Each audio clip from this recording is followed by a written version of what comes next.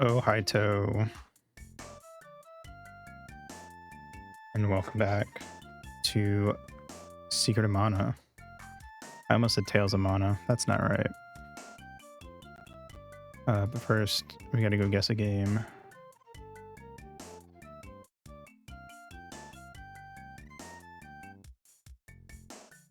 Alright. What is this? Ooh, this looks older. Hold on. It's definitely an RPG. Is it an MMO, though? Can't tell. Feels good to be home. Welcome home, honeys. I'm gonna guess a Dragon Quest game just to see if I can get like in the ballpark. We're gonna say Dragon Quest 8. Come on. I mean, come on. Just that good. All right. Thank you. Thank you.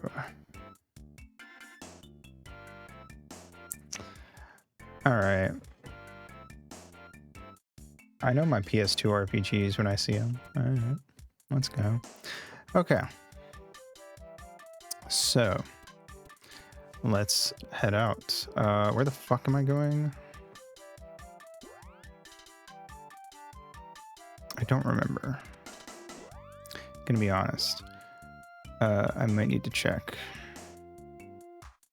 First, let's call our dragon to fly.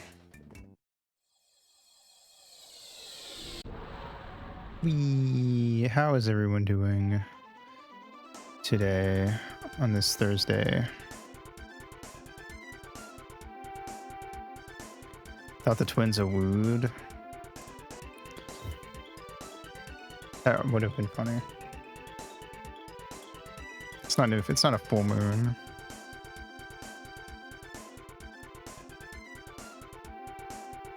It's the last quarter, so be a minute before the next full moon. No. All right. Where am I going? They probably said where to go last time. Cat coded, but I test. Suppose we can make an exception. That is fair. I'm also cat coded. If I have to pick between dog or cat, I guess. I don't really know what being moth coded actually would mean.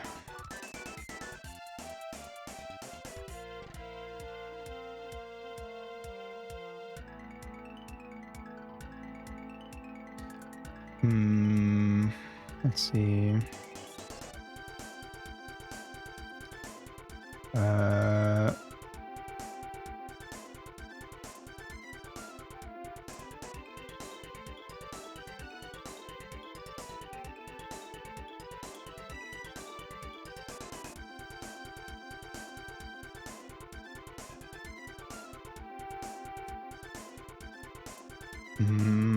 Oh yeah, we should go to Gold Isle. Good point. Walkthrough. Where is that again?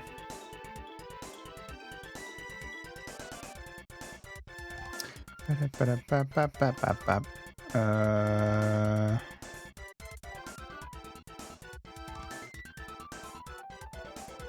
think we're going to the Mana Tree now, actually, now that I'm thinking about it.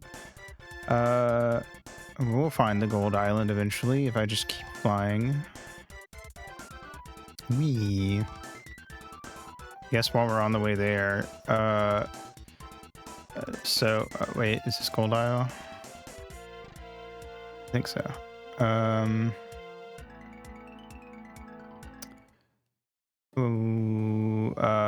So I read a lot of like the ongoing manga that I keep up with in the Manga Plus app, which is like Shonen Jump and Jump Plus stuff mainly.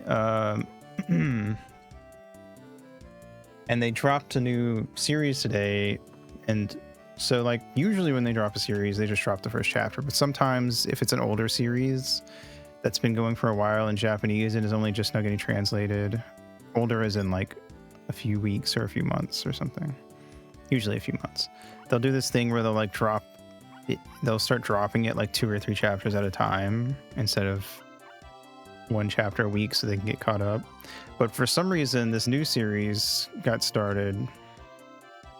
It doesn't tell me who's wearing what, so I'm gonna have to like check all this. God damn it. Okay.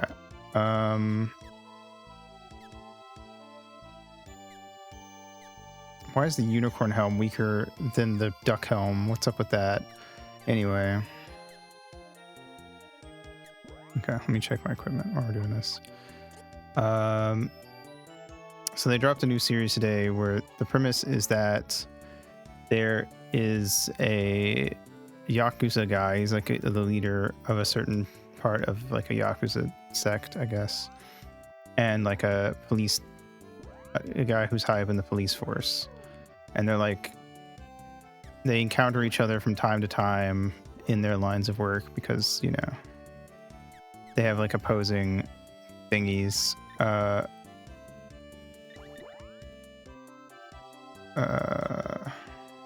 so we need one glossary ring.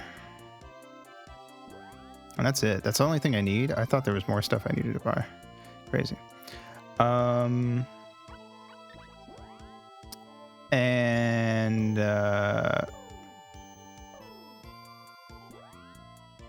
So like all I knew when I saw the like art for it, I was like, well, this is clearly like some yaoi voice love type thing going on between these two, like no doubt. So I started reading chapter 1, and the premise is that they both have a side job of making manga.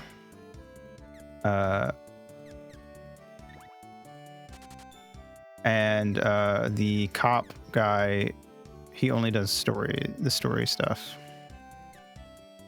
While the Yakuza guy only does art. So, you know, if for those of you who don't keep up with a lot of manga, usually the mangaka is the artist and the storyteller, but it's not uncommon for you to have someone who just does the art while another person just does the story.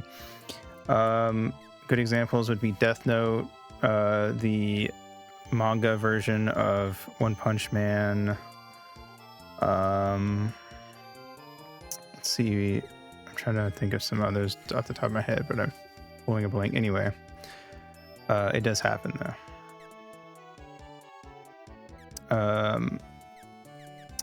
So they're doing that, and then anyway, yeah, so like the Yakuza guy, like after, you know, dealing with the cop guy, he's like tells the subordinate that he's gonna go off and like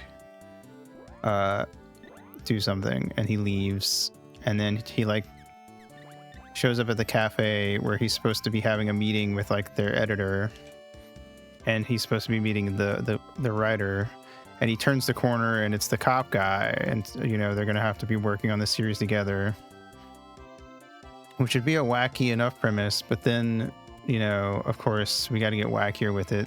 So when they're having trouble coming up with an idea, the editor's like, well, you know, writer guy, that's what I'm going to call him because I don't remember his name. I'm bad with names. You know, your last thing was like a boys love thing between a Yakuza guy and a cop. So like, what if you did that, but more of like a Romeo and Juliet twist to it?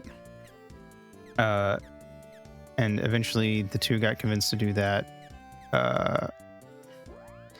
And then when they're doing character designs, the artist is like, well, you know, I bet, you know, if we were doing a cop, I would probably make him look like this and like kind of like that. And, you know, if we're going to make an intellectual type, he's got, and then it just like pulls, you know, shows the page he was drawing on, and it's just a character that looks exactly like the cop guy sitting next to him. And then it's like, well, let's design the Yakuza guy. And then he starts designing, and of course it's like, oh, it just looks like him. So now they have to make a story where characters that look like them are gonna fuck, and it's gonna be gay. Anyway, and it's obviously setting up for like a boys love thing between the two of them. And there's some stuff about how like the Yakuza guy wants to you know, he's doing it as a side job because he likes it, but also because they have to like pay like tribute money to like the head of the family, and it's helping his side of the organization pay for that. And then the cop guy wants to retire from being a cop, and he wants to get a good popular enough manga that he can just retire and just make manga for the rest of his life. Anyway, the main reason I bring it up isn't just because I found like a new BL thing to read, but because when I was reading it, I got 8 chapters in and ran out of time, and I had to, you know, stop where I was at. And I was like, man, they dropped more than 8 chapters in like one day. That's crazy. Like they've never done that before. Or was it like 10 chapters? So I checked how many chapters.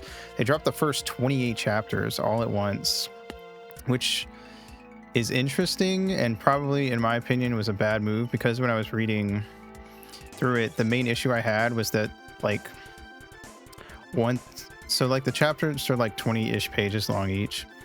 Once every like 6th page there would be like a very weirdly worded sentence, or like no, I can't remember any like actual full-on like that's a typo 100%. It was more like, this feels like they just like kind of translated this sentence too literally, or didn't consider the other sentences and statements and stuff adjacent to it, and how this would sound weird when you're reading it.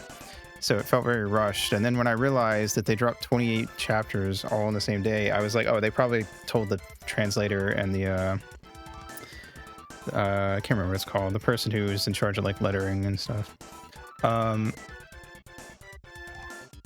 just for like, hey, you have 1 month to translate 28 chapters. That's kind of what the vibe it gave me, which sucks for the people who had to do that. I don't know why they dropped 28 chapters at once. Like, I feel like there's got to be some Fujoshi on the team who really wanted this like in English ASAP or something.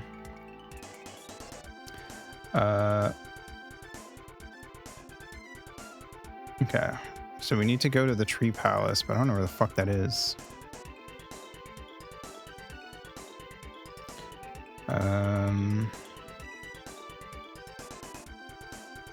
Maybe if I pull up like a map of the world, it'll have it.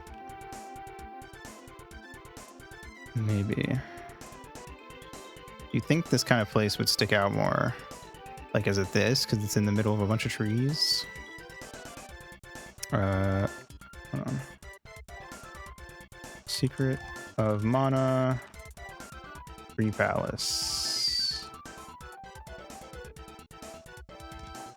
Is there a map that shows me where to go?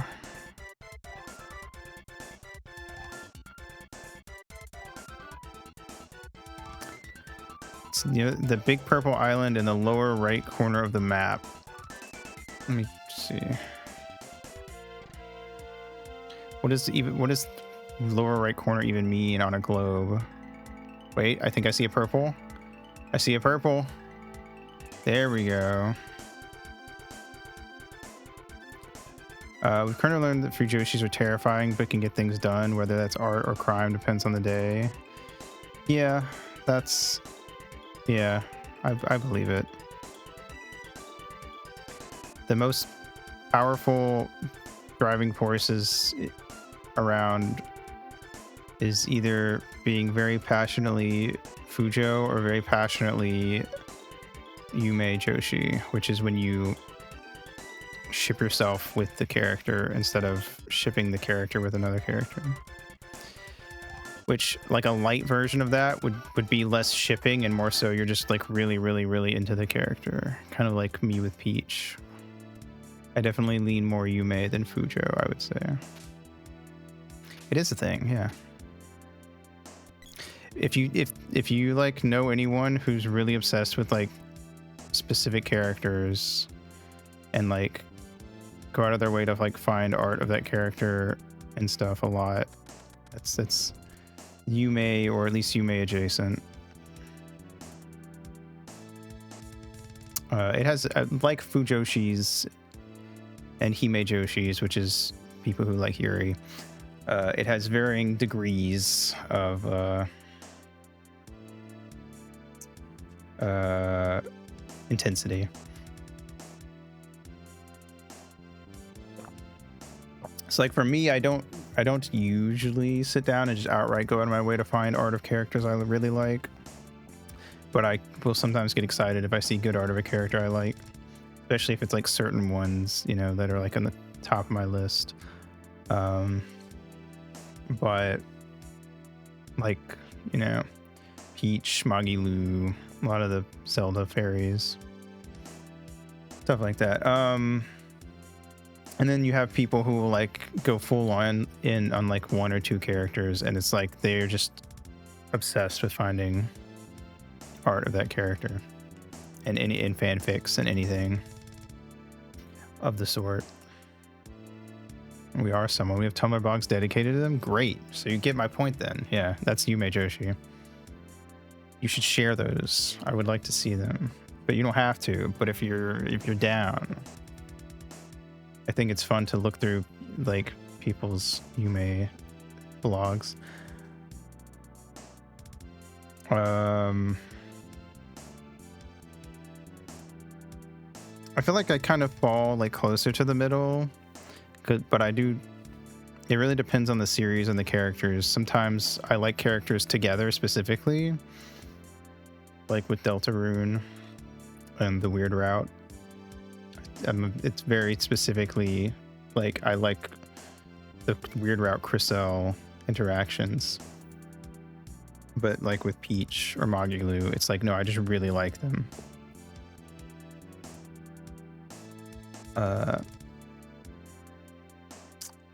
Let's see. All right, hello, Emperor. So glad to see you. You're going to like this, he says, about to tell me about a thing that I won't like. The ancient continent will surface once I've broken all the palace seals. You are someone. I think Yume Joshi's like the phrase Yume Joshi has been only just recently entered like our public consciousness, but I feel like I don't know. I mean, Hayano on her stream earlier was like all VTubers are either like you're either a Fujoshi. If you know a female leaning VTuber, female presenting VTuber, they're either a Fujoshi or a Yume Joshi, and I think she's right.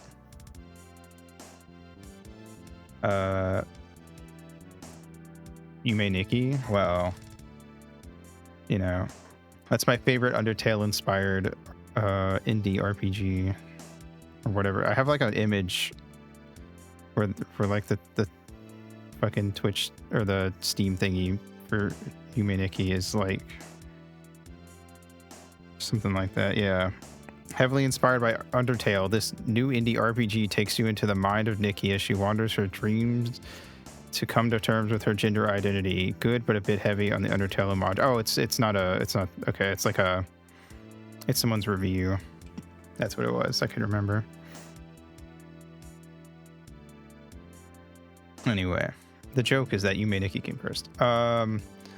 Once I break this last seal, arf arf, the Mana Fortress will rise. Too bad you won't be around.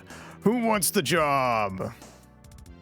I thought his name was Sex for a sec. I'm not even gonna lie. It's Sheiks, I guess. I owe them one since the Republic. Leave it to me. Have we met? I don't remember you. I'm not gonna lie. You're the Darkstalker? What, like the thing Morgan's from? Behold, have a taste of my true power. Ha! The Underworld gives us its strength. I'll squash you. The contract we signed with the Underworld gives us control of this world. To keep humans under my control, we're reviving the Mana Fortress. Now your time is over. First of all, I'm gonna put on my spear because it's my best weapon right now. Second of all, let's find out what kind of magic you're weak to.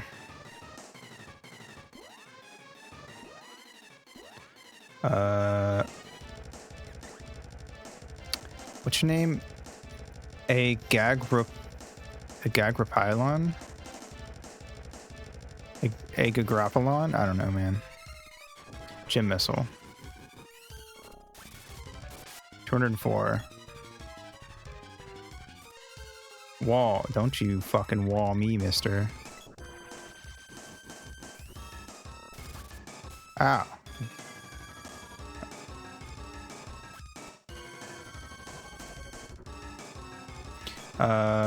Who is the spell magic? It's Shade.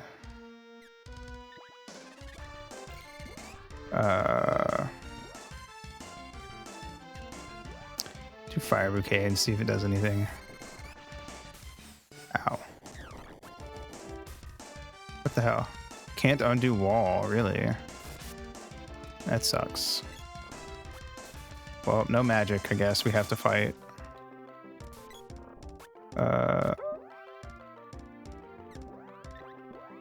The old-fashioned way.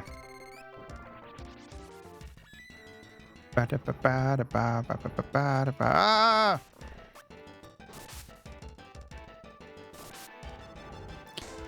I definitely feel like Yume stuff is a lot more like generally accepted by people because everyone has the one character that they really like, I feel like. But not everyone necessarily has a specific gay ship that they're really into, because if you go talk to straight people, well, I don't know, I grew up with a lot of straight women who were Fujos, so I don't know about that, but you get my point. It's not necessarily as common, I suppose. You can be any sexuality and still have at least like that one character. I suppose is the difference there. I think you have to wait for them to like specifically die. Like you can't just res them, but you can't heal them either. It does nothing if you try to heal them. So it's not even like D&D where you can heal them before they're dead. Oh my god. For some reason she specifically keeps getting like whacked super hard. Ow.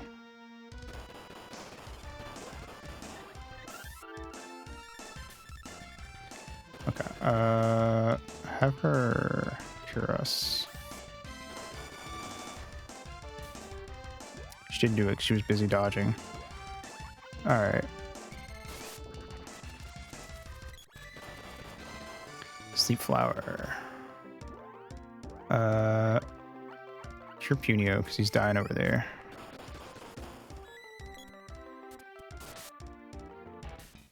Ow. It's really hard to tell how close I can get from above because ow. Okay, well. It's turning into a very annoying fight. I feel like it's gonna be a long fight too.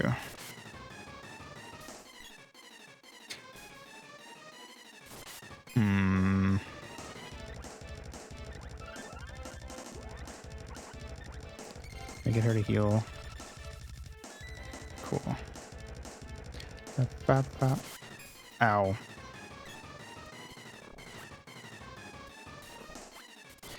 Yeah, okay, that wasn't too bad actually. I guess because they realized how annoying it would be if this guy had as much health as other bosses when you couldn't magic him. So that was not bad actually. And I'm pretty sure we can just turn around and leave. Like we're right in front of the doors, ideally. I got a spear orb. Let's go. I can't believe this. Ooh-ah.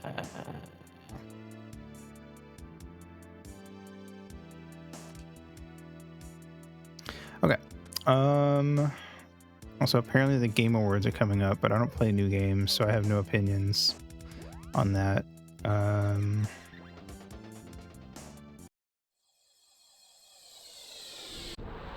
People were really excited about Expedition and treating it like it was the first turn-based RPG to come out in like the last 20 years. Or it was the only one that came out in the last 20 years. So I guess it would be cool for a turn-based RPG to win some awards. Other than that, So we're gonna like fast travel. I don't know where I'm going.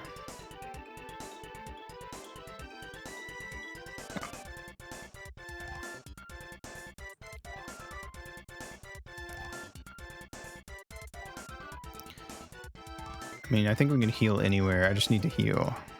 And okay, maybe not here.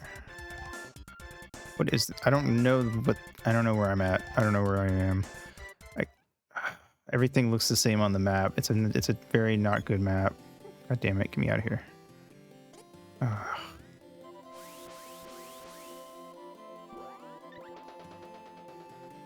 It's not a good map.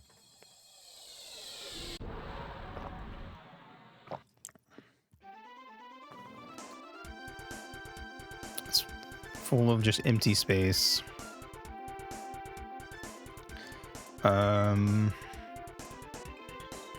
Where's the fucking gold city? At least I know that we can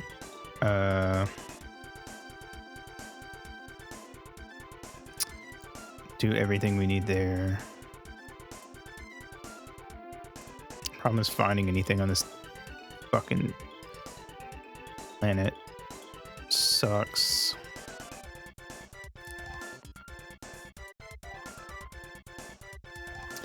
Gonna be honest, I know that the airship is like a core like gimmick of JRPGs, but I'm not a huge fan. I feel like opening up the world like this usually just leads to the same issue I have. Like what I would consider my biggest issue with Wind Waker is that having to cross just empty space to get from one place to another is not fun. It's maybe cool like the first time, but hey, Cry, what's up? Every time you do it, it gets less cool. IMO.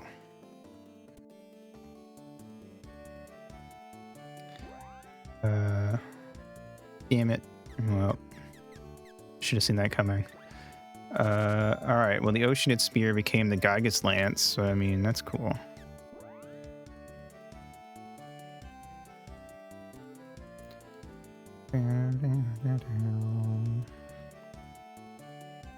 Twins are ready. Bouncing on my dues like a cat with a ball of yarn.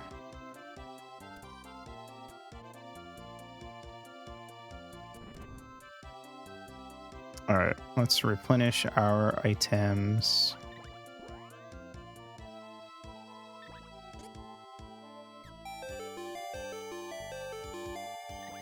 Sick. They've taken my balls. All right, let me go turn on the Game Boy Ito.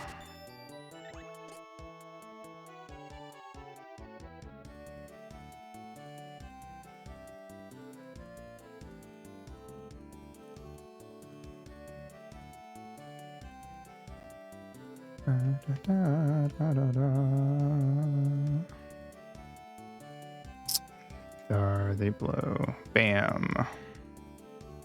All right, 30 minutes of Game Boy Ito begins now. All right, we actually didn't really use any items aside from the cups, so we're good. All right, let's go to the inn and sleep wherever that's at. Here it is. I guess we'll save because why not? If we're here, might as well. We can play with the non-Game Boy Ito for 30 minutes away from the public eye. The things that can't be shown on stream.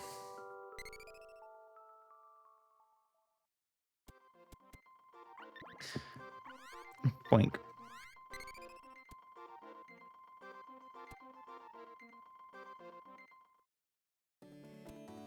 All right.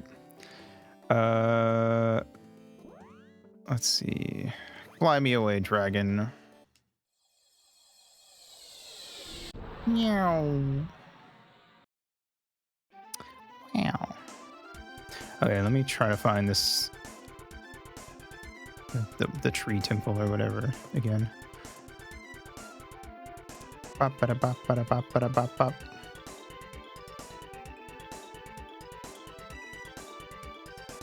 But yes, I guess while we're traveling, so to conclude my review of the Yakuza guy and cop guy make a manga together, and yaoi happens,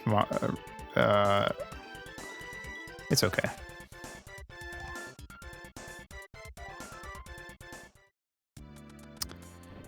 I think my biggest issue with it is that each chapter is very much like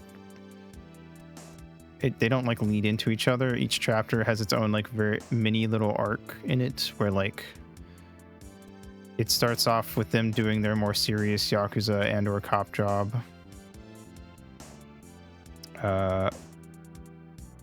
followed by the latter half of the chapter, which again is like 20 pages. The seed's melting. That's not good.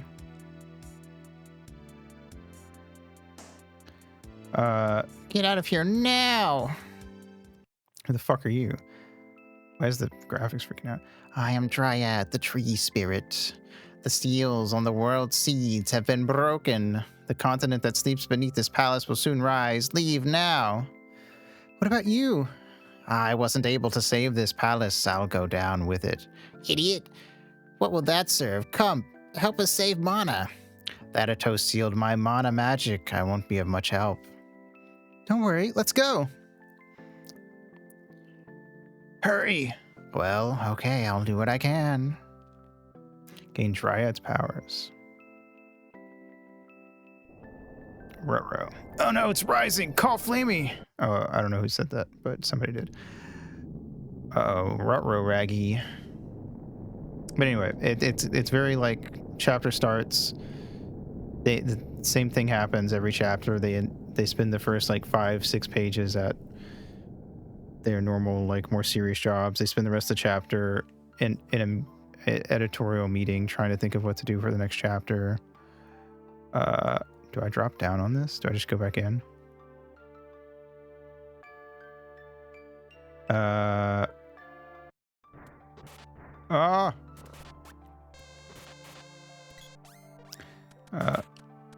Do I talk to you? Hello? Dipper, the sunken continent has surfaced. The fortress is there. I brought troops here to keep the Empire from taking the Mana Fortress. There's an ancient city under the Grand Palace. We must get into it. Emperor Vandal is working for the underworld. This place is full of monsters. Though your sword isn't fully powered, you need to stop the Emperor. We'll fight off the Imperial troops here. You catch up with those soldiers. I'll do what I can. Anyway, yeah, aside from the 8th chapter, which is the last one I read, they were all based the exact same like setup, so it was kind of like repetitive. It feels like one of those where you might like it if you just really like yaoi, and that's, you don't need anything extra, just a little bit of yaoi. So I'll keep reading it, I guess. I mean, there's 28 chapters for free right there, but we'll see. Let's see. You said you were getting into movies or more novels and shows lately, and you want to share. So I was, dude, go away. I'm trying to fight. Whatever. I'm trying to fight some Monstars to get some like early EXP. I probably shouldn't be. I'm probably just wasting their shit. I've been reading. Oh, I have to go another way. I've been reading through The Hobbit before bed at night because I have a physical copy of that. Where can I go? Oh, I see. Come on, kids.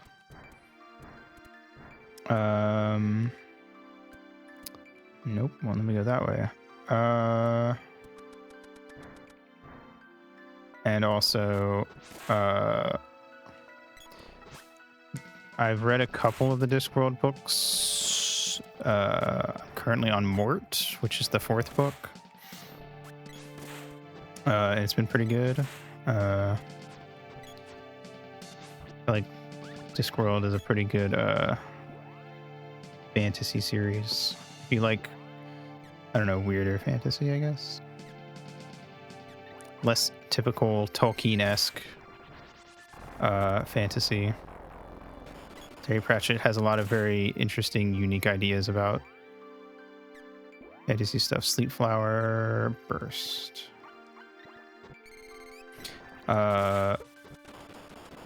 Moose really likes Discworld a lot.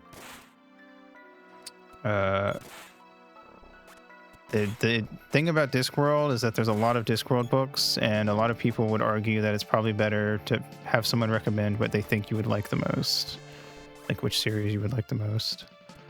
I just started from 1, and I've read 1, 2, 3, and now I'm on 4.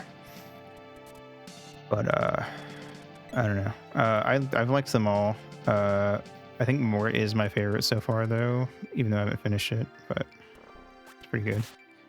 Careful, who said that? Anyway, Mort's interesting because it's about a guy who ends up becoming Death's apprentice, and that's kind of fun. The first 2 books are about Rincewind, the wizard, who's not very good at being a wizard, but ends up on a crazy quest anyway. Yeah. And the 3rd book is about a witch who inherits a wizard or sorcerer, a wizard. It's like staff when he dies, but it's like witches can't be wizards. That's not how that works. It's like basically like a you know, gender thing, essentially. Which, pretty sure the 3rd Discworld book, because Terry Pratchett like wrote a shit ton of books, and I believe he is dead.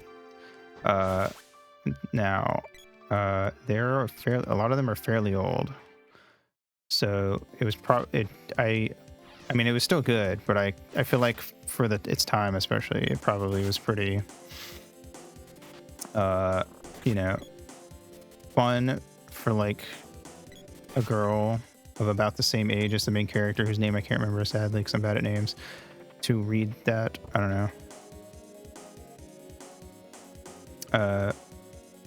Can I not cross?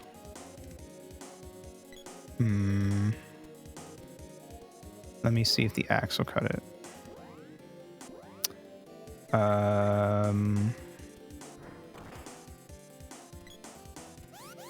Will. What are those? Are they like sea urchin type things on the ground? I don't know. Don't like that waterfall pushes me and my party members. Got a boomerang orb. That's cool. Now I have to guide them back over here. So yeah, I mean, I just assume everyone knows The Hobbit, so I don't feel like I need to recommend that one. And Discworld is pretty good. If you want to try to read them all, then I would just say go in order. But if you specifically want to just read a few, I mean, I like Mort, so it's a fair enough start. You could probably look up a thing that'll specifically be like, what kind of books do you like? What kind of stories do you like? Blah, blah, blah. Okay, this is where you should start. Something like that. I don't know. God damn it. It just brings them all back. In terms of shows, I mean, read the first 3 as a teen. That's fair. I mean, I like them all. I like Terry's world building and stuff. It's very fun, and it stands out because it does get annoying sometimes, especially like, you know, like I said in the tweet, I read a lot of manga, so I feel like there's like a very specific type of fantasy that you see in manga all the time. And that seeing that all the time was starting to be like, I love fantasy, but I wish I wasn't seeing the same like fantasy, basically what feels like the same fantasy settings over and over again. God, you guys are really weak.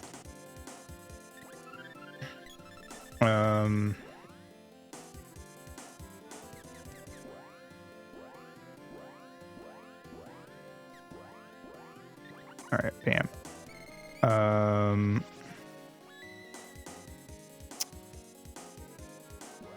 So it's because I feel like it's either that or it's something like if you go Western, it can get overly Tolkien-esque.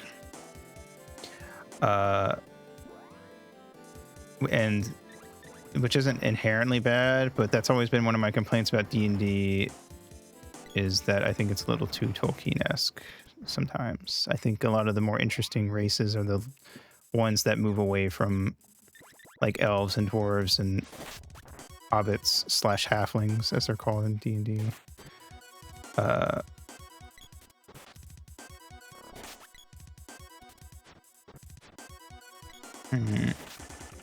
Things that aren't just like human adjacent, because you see so many. If you read a lot of manga, you see so much fantasy where the fantasy creatures are humans with animal features. And when you read Western stuff, you see a lot of stuff where the fantasy is just fantasy creatures are just like humans with I don't know, big ears. Not a lot crazy. Come on, kids. Okay, you guys are just gonna die, I guess. If I don't save you. Actually, try gym missiling. Okay. This is gonna be an annoying dungeon, I can already tell.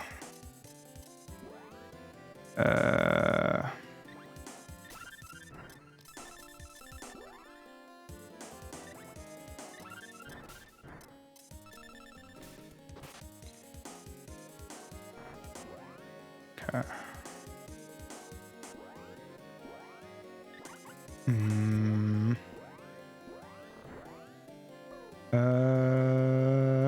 We're out of cups already? All right. Jesus Christ.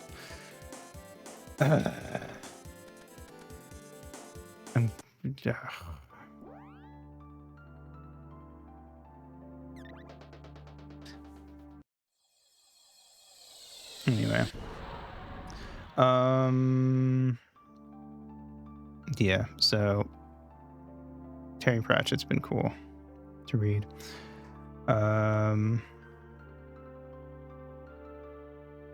It's nice to read something different or like high fantasy every so often. Yeah, I mean, I do like low fantasy stuff too, where it's like very low fantasy. Because I think you have to get more creative when your characters can't do super crazy magic to get out of stuff, or it I don't know, you have to get more creative and interesting with it.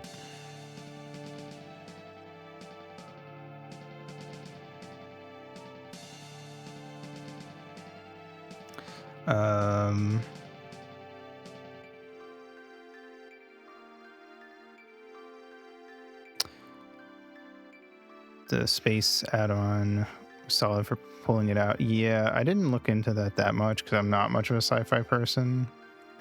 But I do like the addition of, you know, weirder races. I don't know. I don't like hate inherently more humanoid races. Like obviously I like fairies and stuff, but I feel like it baffles me the amount of people who will gravitate to playing just human or elf in fantasy settings and not really branching out from there. To the point where I banned the human race as existing or being playable in my D&D campaign. Human warrior sucks. On the principle of I said so.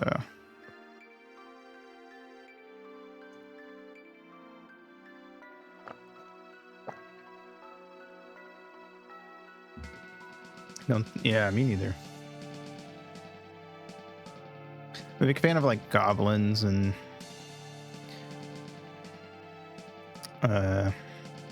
stuff like that.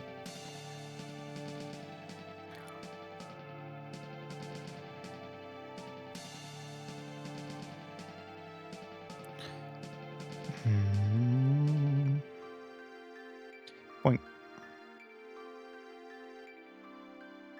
Things that are like humanoid, but definitely not human.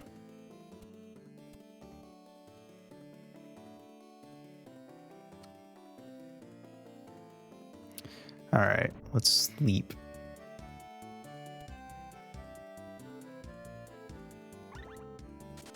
What do I even do with my excess money at this point? Just have it. I play Kenku. Yeah, I've thought about playing Kenkus if I ever get a chance, but it is like, it is a. I just realized that there's like a tiny little 1 next to the character you're controlling, which is annoying that that's so small.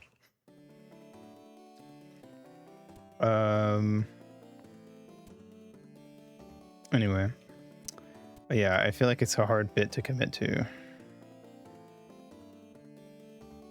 Like usually when I have Kenku and PCs, I just have them not talk unless I have like a funny or thing.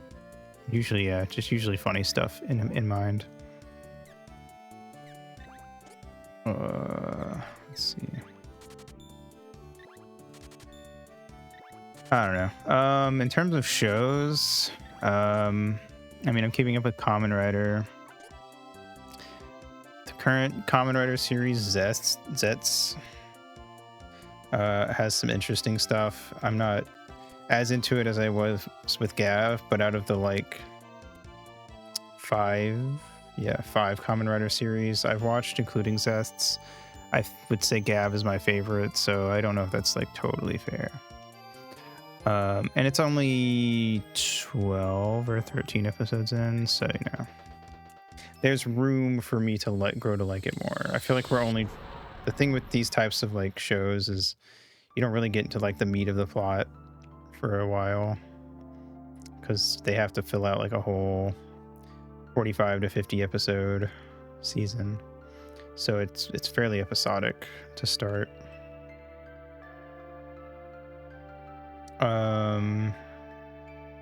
Like we only just met. Tabaxis are great. Tabaxi is up there for one of the ones one of my favorite races. Tabaxis, goblins, and fairies are my top 3, I think. They also have I feel like Tabaxis are really cool. Their ability where they can like, I don't remember what it's called, but they can basically double dash in 1 turn. Go like really far in one run, and it recharges when they stop moving. It's very cool. I don't think the twins have played yet. I think they want to play.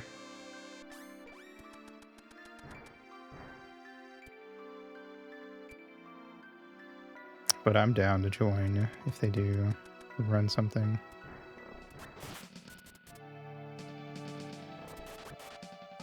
Hell yeah, the Riz. Oh my god.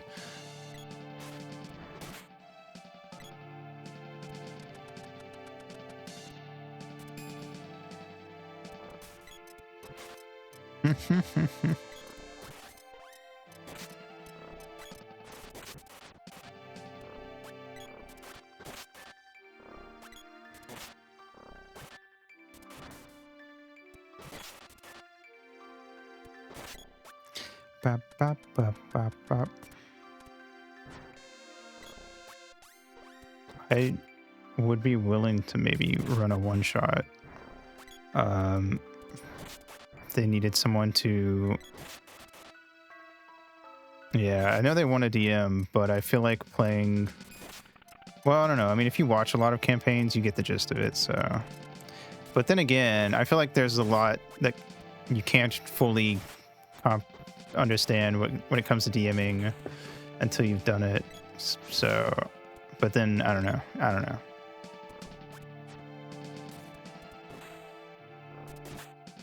But, you know, I would be willing to help, I guess, is my point. DMing. DMing is very fun and can be very rewarding. but it does take there's more, I guess there's more commitment than playing a character. It's the big thing. But I mean,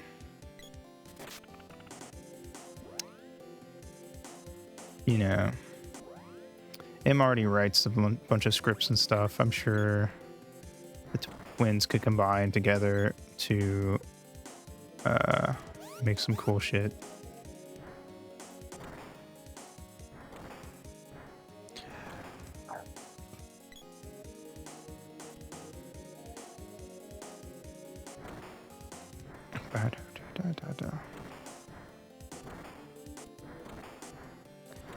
I think friend slot type stuff is more knifing speed usually.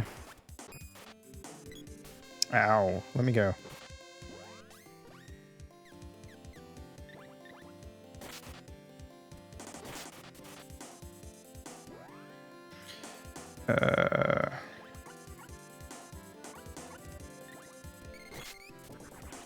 TV cam, it can be. It depends on who you play with. Because I feel like, admittedly, I think it's both a blessing and a curse that it's become so common for people to really... I think people view D&D as an outlet for role-playing a lot more than they used to.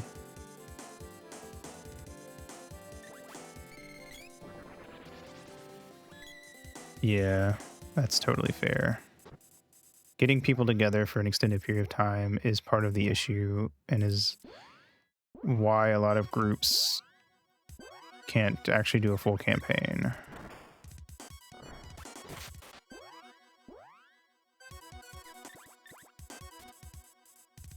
But I also do think that, like, when you hear about D&D, you either see it through like the Critical Role Dimension 20 type lens, where it's like super roleplay heavy, or you know of it as like you spend like 5 hours on a Saturday night going through a dungeon, doing a bunch of fights and rolling dice and no story. I feel like a lot of people's view of it is very extreme. One more D&D creators, a smaller table streaming. Yeah, I think so. I don't really like watching D&D a lot unless I know the people involved. Like, I feel like it's a very, like, I'd rather be playing than watching kind of deal. For me, at least.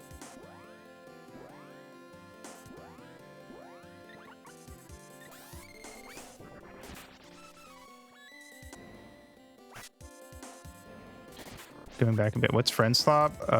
Games like Peak and Repo, where it's inherently built to be a multiplayer experience, even if there is a single player thing, and you just get together with your friends and play for a few hours.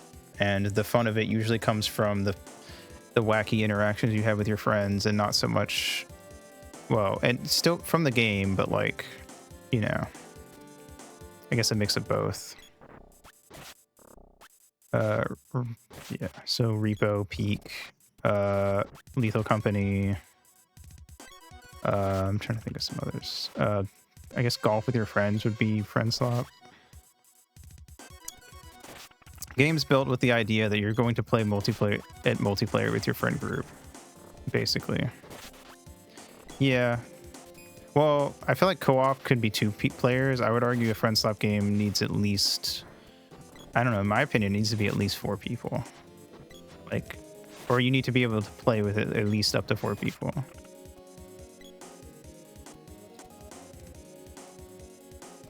Ow. Only with friends, so none of the shooters count? No, not really. Because like, they're usually friend slop is like at least semi-cooperative. Like some exceptions apply, but like shooters are like, you're not really gonna, most shooters you can't fill a full team. The average person can't fill a full team in a shooter with just their friends, and you're also fighting against strangers. Like unless you just have like 15 friends who you can get together to play consistently. Yeah, that too. It is usually more about being silly together than it is about being competitive and intense.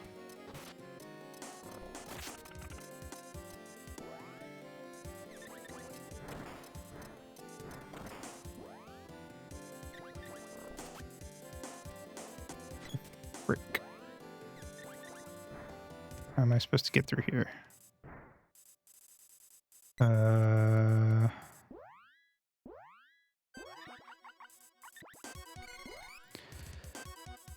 Monster Prom? Yeah, I would say Monster Prom is friend slop enough. Because, I mean, the whole point is that you play... It's like a board game. So you play with friends. You either read...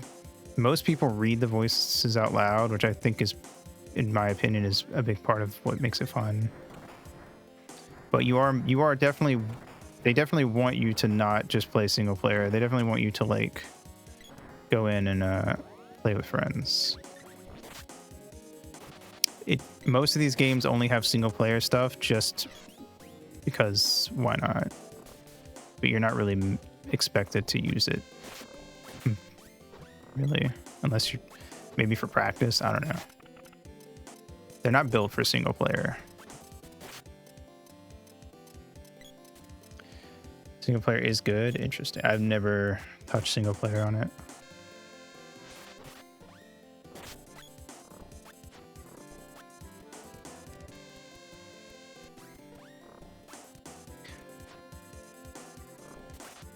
Come on, guys, let's go.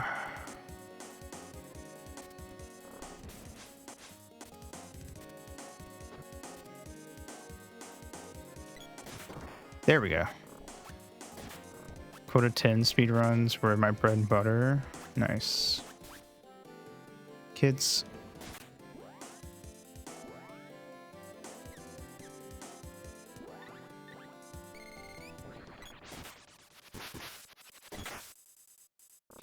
Come on. Let's have her heal.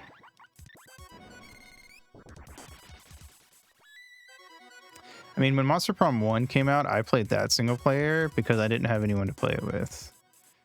But nowadays, I probably would never play it single player, honestly.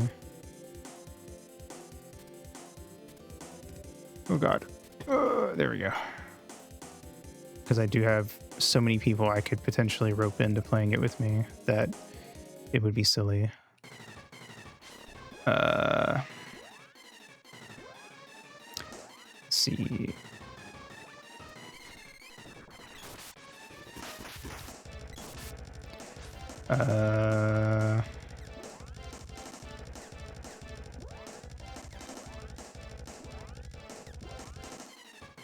See if burst does good damage.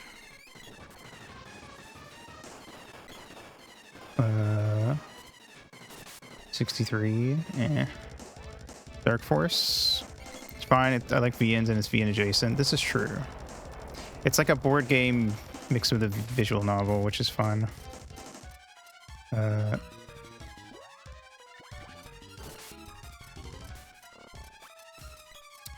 Punio, can you do what I tell you to do for once in your goddamn life?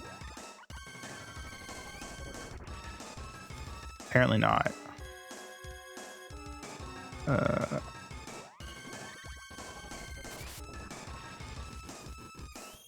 And of course, immediately gets knocked unconscious. All right.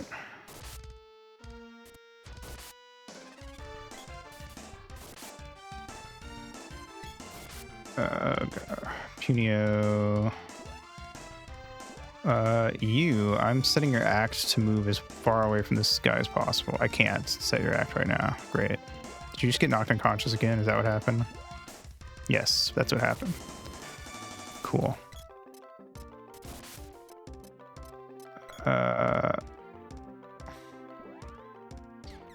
Nope. Candy. What the fuck? Did you cease?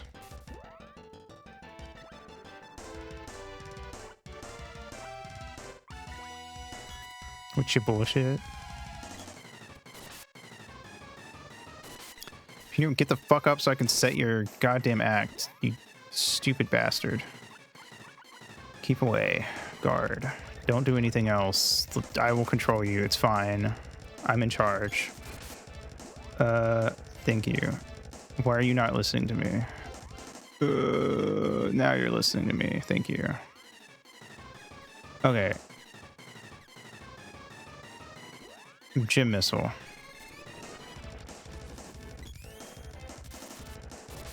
One damage. All right. You also need to get away. You guys,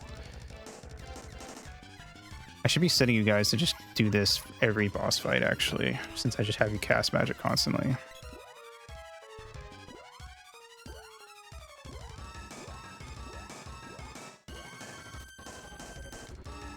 Okay. Well, Emmy died, so that's something. Punio died, so that's something.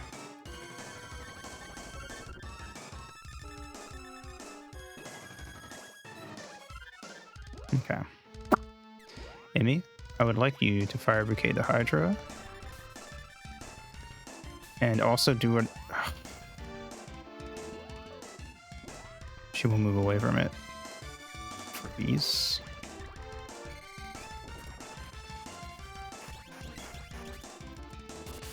Nope. Fire? Probably not. Standing in water. Why is it weak to fire? What kind of sense does that make?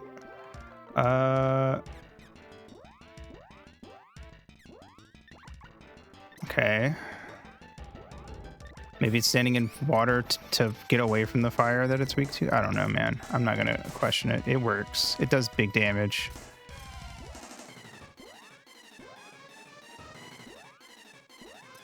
Emmy, in that case, we should be able to fire bouquet and do good damage. Why am I stuck? And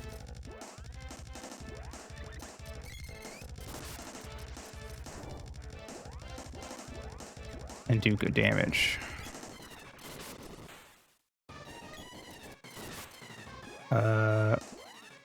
Firewall. Fireball again.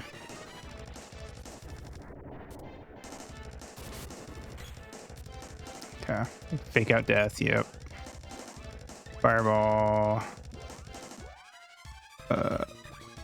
Yep.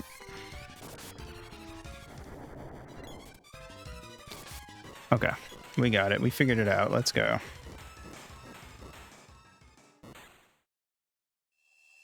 Also, non-Game Boy Color Aito returns.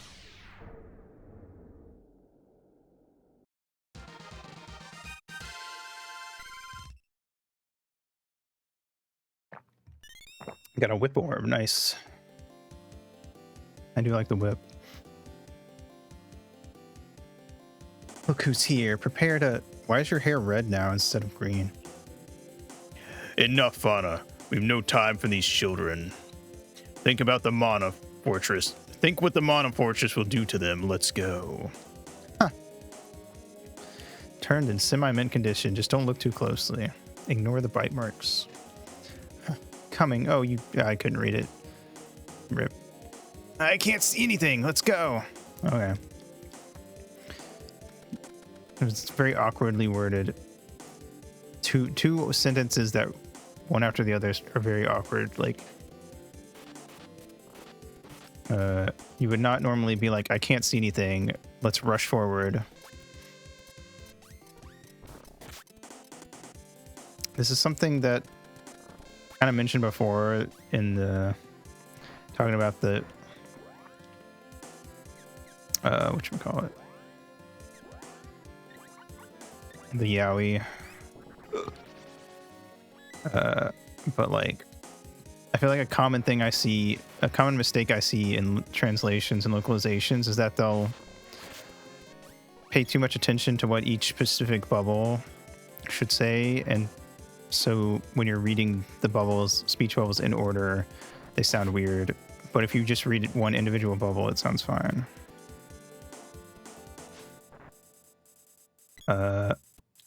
Like one character said, I think they said, "Do you know what that means?" And then another character responded in like a with like a question, like they were as if they were repeating what they just heard, but instead of saying something like it means ... and they said meaning, as if, which didn't make sense. It just like doesn't make sense for them to respond with the word meaning question mark. And it was like it was just like a small thing where it was like that just feels weird. Like it's not how that person would have responded in a real conversation. I don't know. Little nitpicks, I guess. But when you read a lot of manga, it's you start to notice them, and I don't know, they can get annoying sometimes.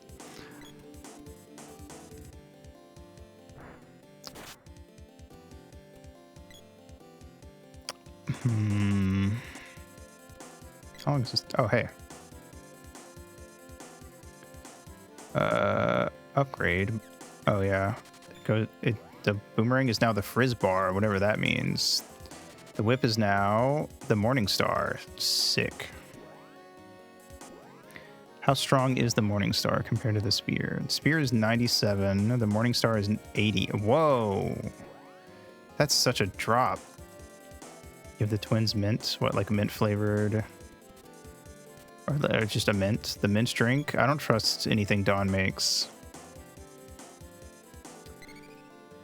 Alright, I think she just healed us.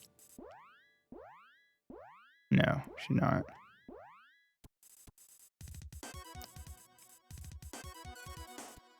Or she didn't replenish our MP, I should say. Which is the problem. Teen mint chip ice cream and some sort of tea powder. Why is there Ovaltine in it? What is Dawn trying to like mix Ovaltine in, and he needs like a mint chip ice cream? Drink far fucking away. He said it was bitter. How is it bitter when you have mint chip ice cream in it? Yeah, no, I will not eat anything Dawn makes. On principle.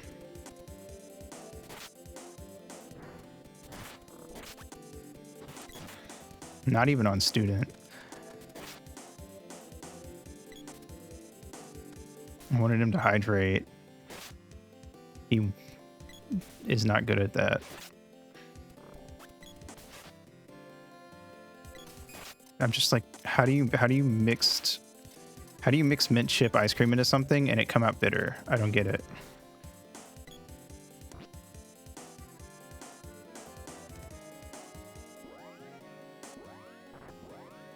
Why did he add tea powder? I don't get it.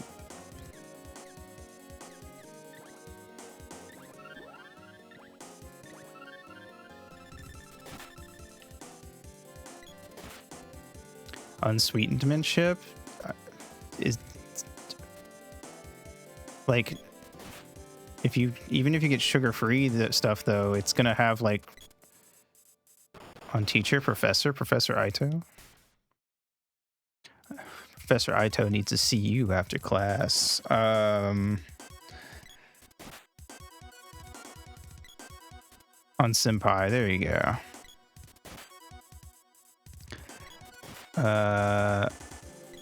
Even if you had like non-sweetened stuff, it would have like a fake sugar sweetener in it, and sometimes those can actually register as sweeter than regular sugar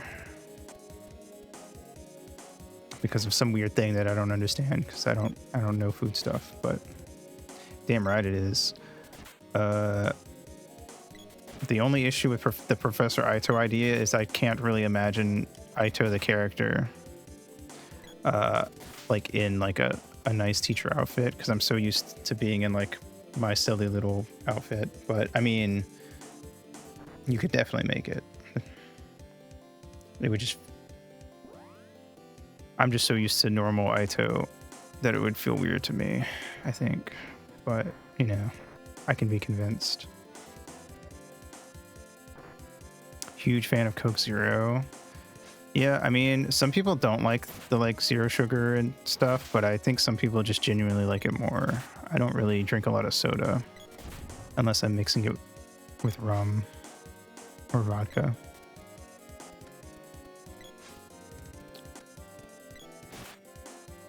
We will convince you. All right, well, I look forward to it.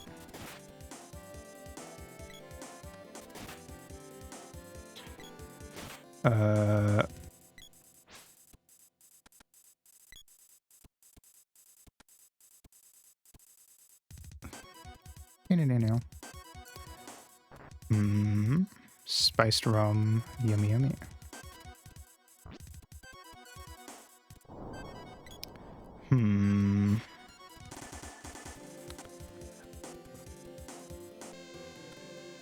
I think if I had a lot of fuck you money, I probably would get a lot of scabs of Aito in various outfits and stuff for funsies. Ow.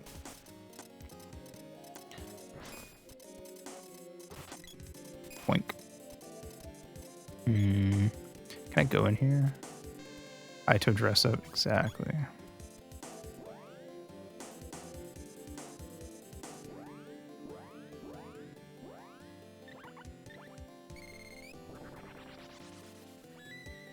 For now, I just like to think that I'll accidentally, like, catch the eye of some, like,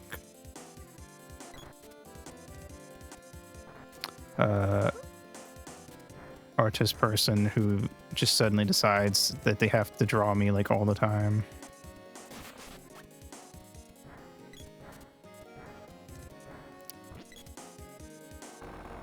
Don't Dark Force me. Motherfucker.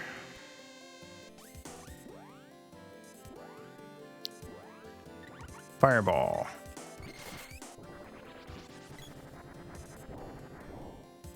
Ah, okay, he repels magic. I forgot that they have wall. The biggest downside of going the music route instead of the drawing route is that I can't just, like, draw Aito all the time.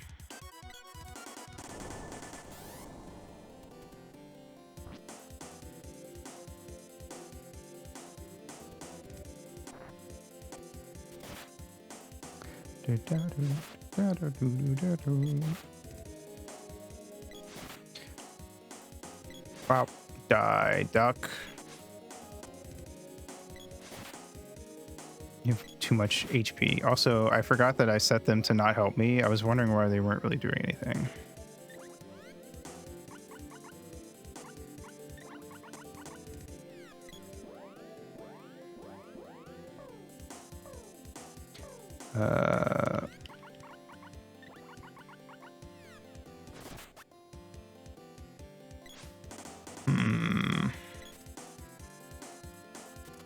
God damn it.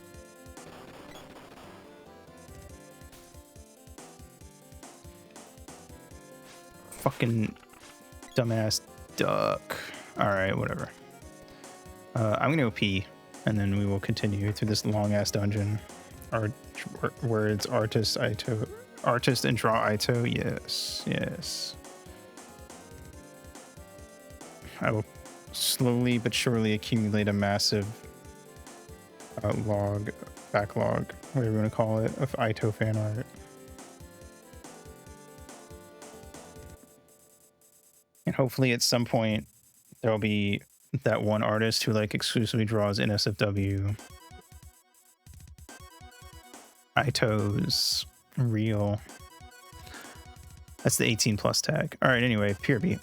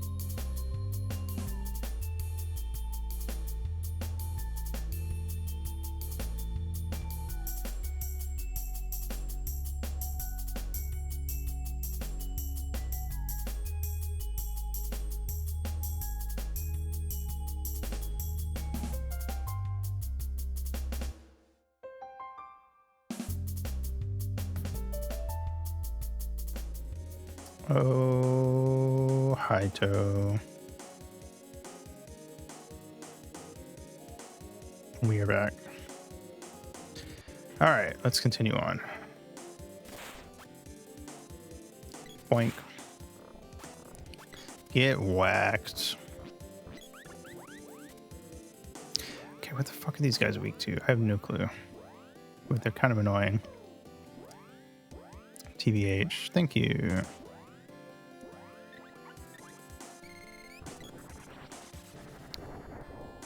I did not want to hit the duck.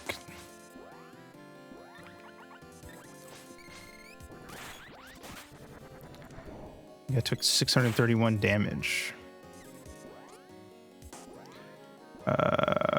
That's pretty epic.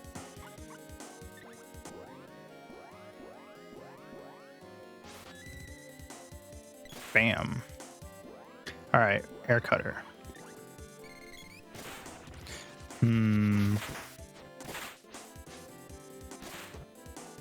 Couldn't tell because so much happened. I'm gonna assume it didn't do much. Thank you. Darkness imprisoning me. All that I see, absolute horror. Ah, okay. Nothing, none of the magic really seems to do much, so I'm just gonna beat him to death. Let's see if they dropped a walnut. I would like a walnut. Royal jam, alright. Goodbye. Let's see, duck. I'm just gonna pass the duck. At this point, I just kind of want to like skip through any enemy we can't. Stop throwing shit, broski.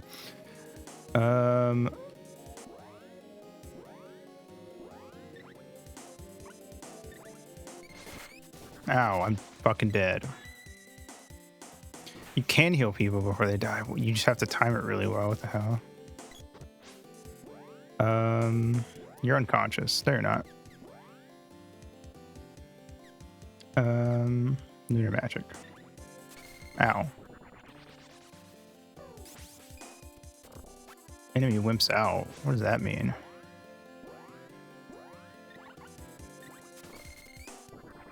Okay. Let's just go.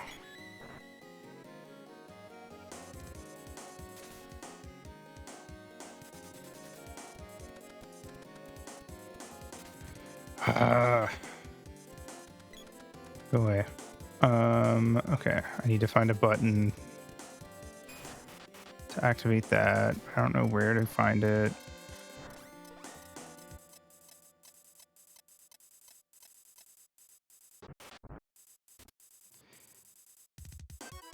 Come on.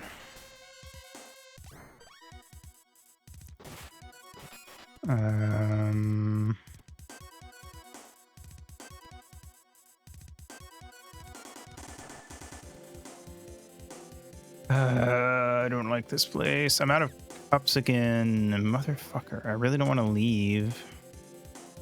But I can't revive Punio if I don't leave.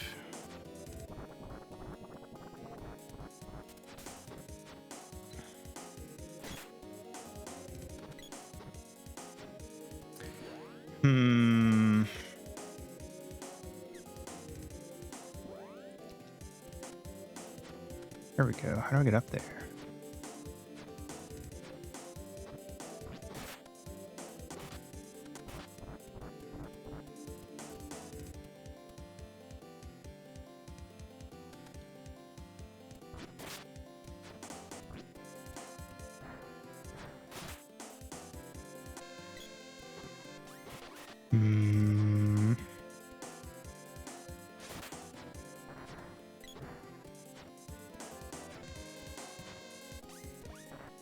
I have no idea where I'm going.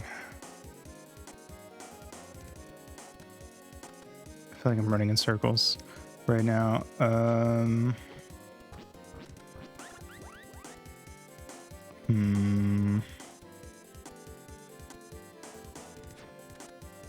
There was a... Would you fuck off? Okay, how do I get over there?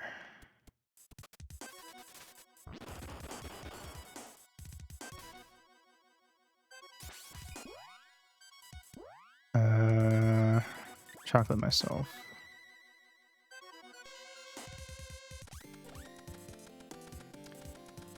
I have to guide her ghost through. Come on.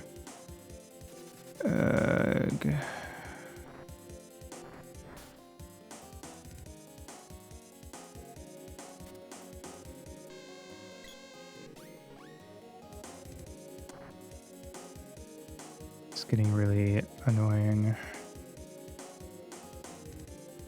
Okay. Is this what I'm... Is this it? I don't know.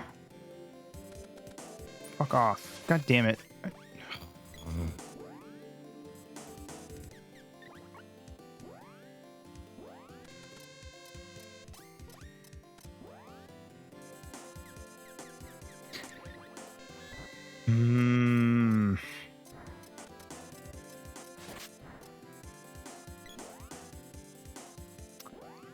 I don't want to leave, but I probably have to, because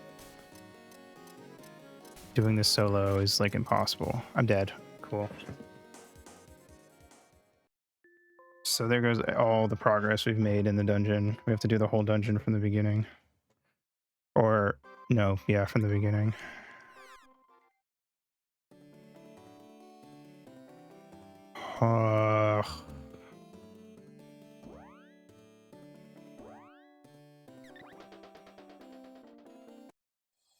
But I mean, even if I mean, I guess the thing is that if I'd left to get the items to heal them, we would have had to do it all in the beginning again anyway.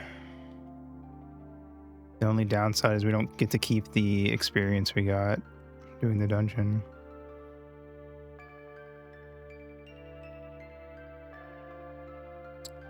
I think it was actually south.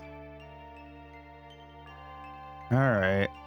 It's really it's a very common trope in RPGs where they give you a late game dungeon that's extremely long, and it's just survive, idiot. Forehead. Just don't die. I'm an Emmy. It's weird. It like defaulted me to Emmy after I loaded my save, even though when I saved I was Dipper.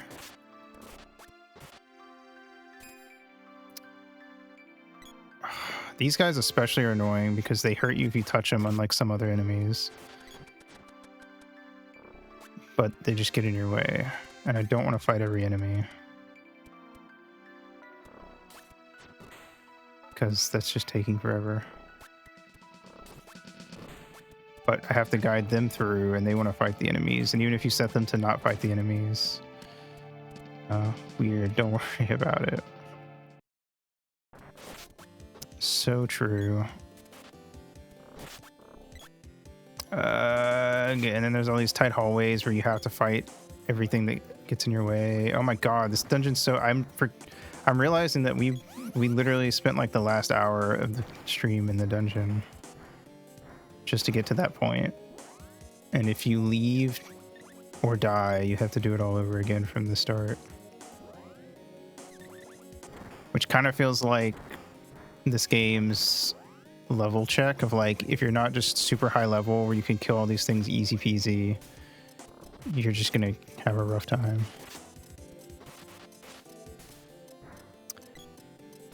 Which sucks because I've grinded probably a total of like 8 or 9 levels off screen on top of what we gained just by playing the game. So this game just wants you to be like 20 levels higher than what you would be just playing the game normally.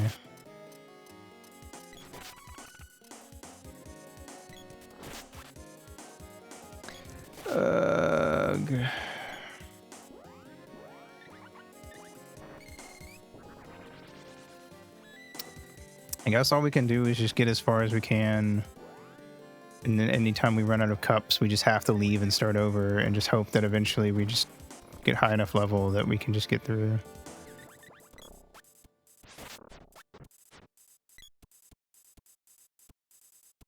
Game only lets you hold 4 or 5 cups at a time, and that's the only way to revive party members. So you just have to survive. Which is not fun, IMO. It's the problem I have with the original NES Final Fantasy 1, where like the difficulty was you're just supposed to survive a super long dungeon with limited resources, and they're both dead, which means there goes 2 cups. Ugh. I don't have any cups. Wait, what? Why don't I have cups coming in here? It's because last time we went to the inn, Dipper was dead, and so I went and healed everyone before going to the shop, which means we saved before going to the shop.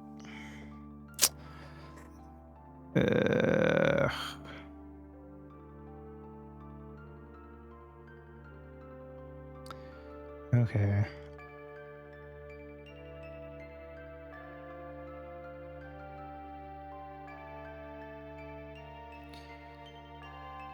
Let's go back to the golden fucking city, I guess, wherever it's at.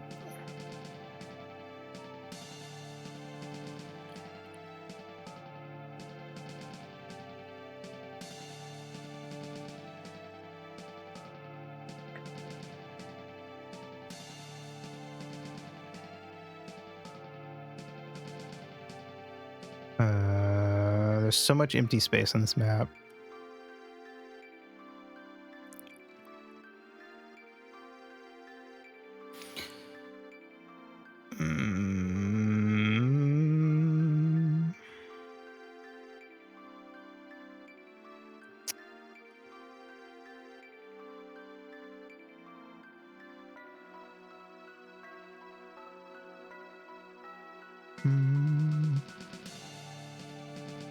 Where the hell is this place?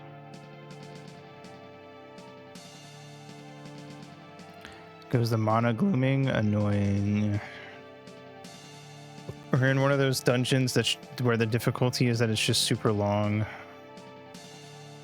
and because you can only hold 4 or 5 items, you just have to be a high enough level to get through without needing to use them all.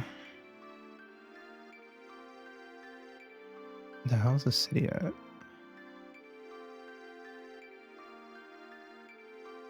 Finding anything on the map is also annoying, because there's so much of it that's just water. Like, look at that. That was such a long stretch of nothing. Yeah.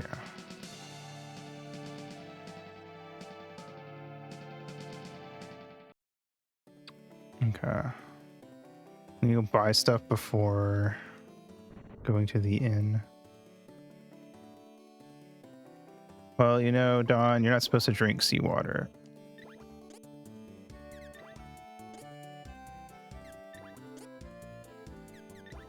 One, 2, 3, 4. You can only hold 4 revive items at any given time in a party of 3, which means, you know,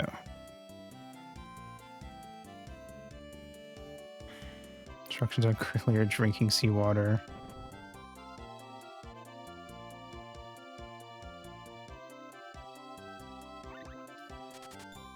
To be fair, Nightfang was never any better than Dawn.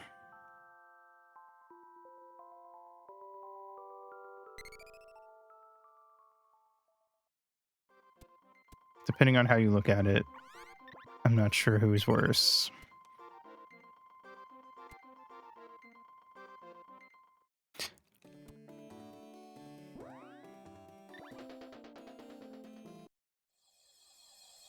Wow.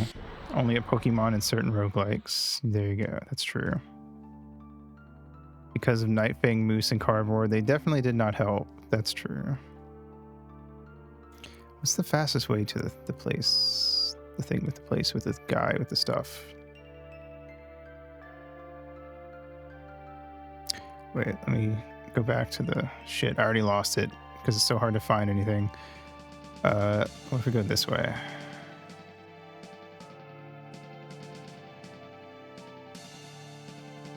Yeah, I don't know about that part. Okay, going southwest is not the move. But we found it, so it's fine. There's got to be like a specific direction I can go. That's like the quickest way to this place. And honestly, with how much we're probably gonna have to leave and come back multiple times, we'll probably figure out what that is.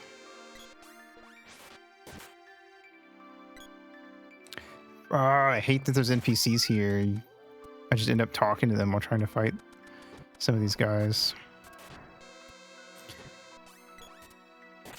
FF series, yeah.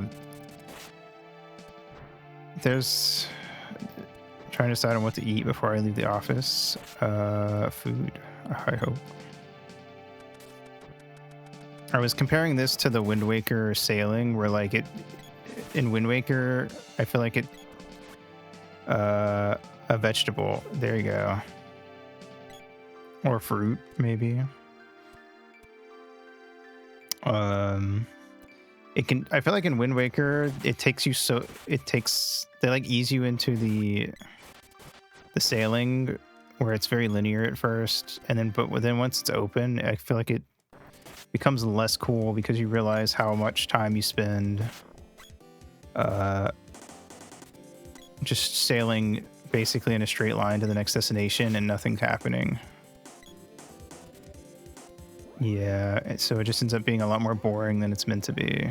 And this is the same thing where you just fly over a lot of empty space, except here you have to memorize what stuff looks like on the overworld map once you get the ability to fly. But everything looks so samey that it takes a while. And you don't see anything from the overworld map until you get to that point, so there's no way you could know what any of it would look like from the overworld map. So it's really annoying. Yeah, that is not where my autism lies, sadly.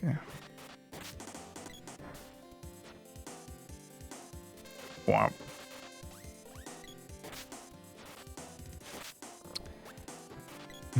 I hate these guys so much. They do way too much damage for how high their evasion is, and the fact that they can throw up a wall to block magic attacks. I kind of hate that wall blocks magic too, and that like everything here has it. Oh, the little things in the ground, that's totally valid. I could see that. I hate them because I keep having to switch to the axe, which is a much worse weapon than my spear to get over them. And it has the fucking, it's worse than Link to the Past, because in Link to the Past you always have your sword equipped and then also an item. And this you have one thing equipped at all times, so they couldn't even get that right. Thinking of the frogs. Yep. It do be like that. Don't worry.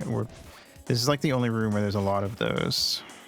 Item swapping is atrocious. See, I was willing to forgive it in the Game Boy game because it's a Game Boy game and you have two buttons. This is on the SNES. The A button literally does nothing right when I'm moving around. It's just a blank button with no use. Like, come on. The fuck? The L and R buttons do nothing when I'm walking around. Like, what the hell, guys? Gives you a better chance to catch Pokemon when pressed. We don't have Pokeballs in this game, so it's useless. Did you just have a baby? Stop that. It's disgusting.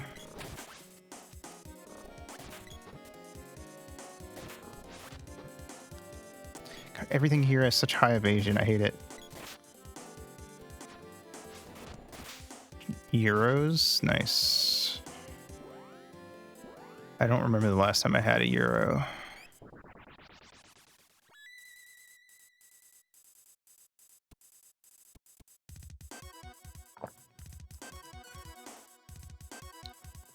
I mean, it's not the first time I don't think someone's given birth on stream.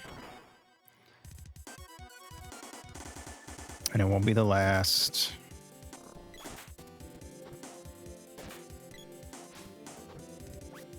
Had to spin a wheel, fair enough. I mean, that's how I pick my games, basically. So, I feel ya. It's a promise and a threat.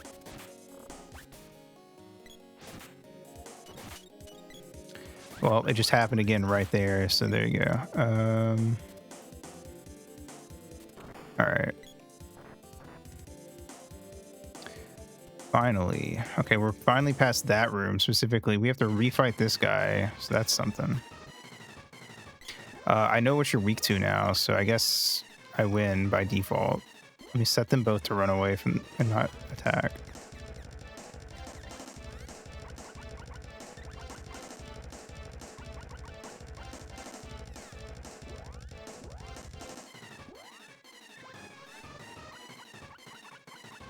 Yes, I meant the boss, Don. Not you.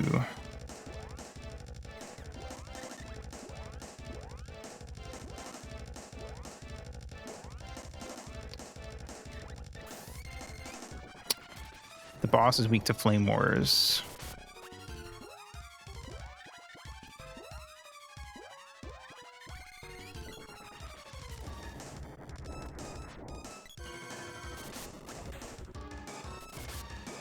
They're beating your ass in the quote retweets, man. Just give it up.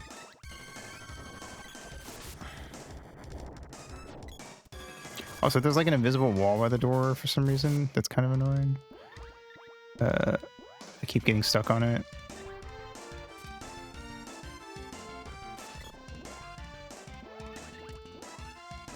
Yes, Google Docky real.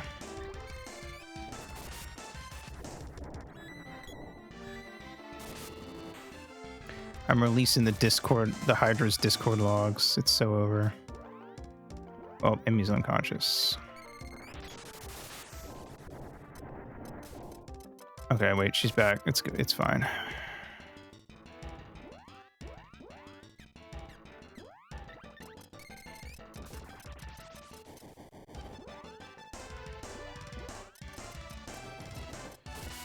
Stop. Meow Kitten, the dragon, probably. Not now, Kitten. Daddy's shackled down by the weight of capitalism.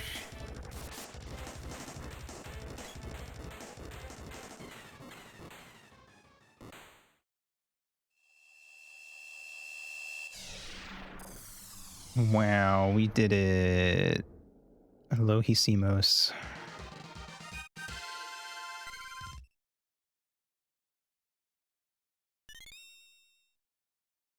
My Google Docs has an entire section dedicated to cringe. I can't believe you've said and done cringe things. How could you?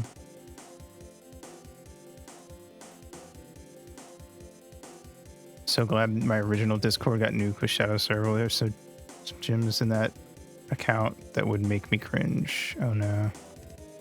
I've had my same account forever.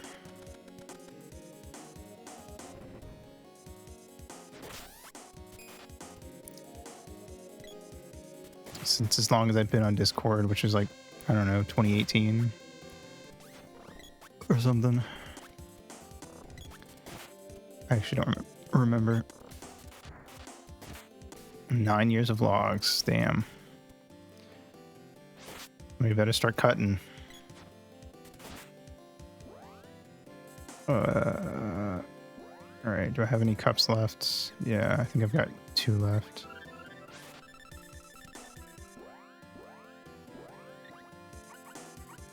Fire, they're metal crawlers. Steel types are weak to fire, right?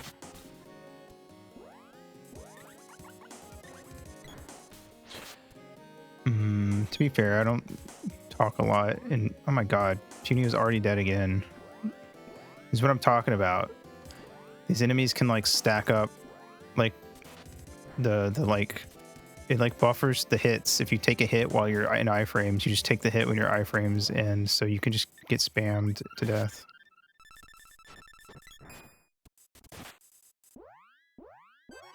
It's very annoying. You should also probably do that. They repelled it. I forgot they have wall up. Oh my god. See, this is what I'm talking about. You just have to hit really hard. What did I get hit by? Oh, they can do their thing with their tail. These last dungeons are very anti-Ito, I can tell.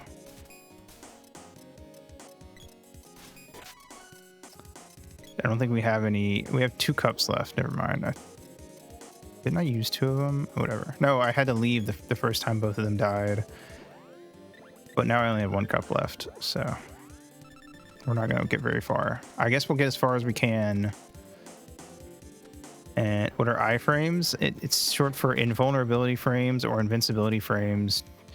In a lot of games, when you take damage, your character will become invincible for a set amount of time so that you can't just get hit again and again and again and again.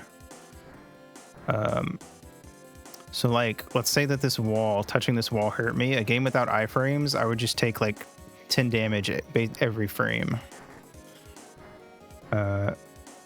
And you know, so assuming this game's at 60 frames, I would be taking 600 damage a second. By just touching this wall. In most games, not all, but in a lot of games, if you get hit by something, you become invulnerable, and there's like a second or 2 where you can't take damage, and those are iframes. And you can kind of usually, it's abusable if you're really good at the game, but generally the idea is it's to keep you from just getting spammed to death, because it can feel very unfair for the player if you just are taking damage nonstop and you don't really have a way to retaliate.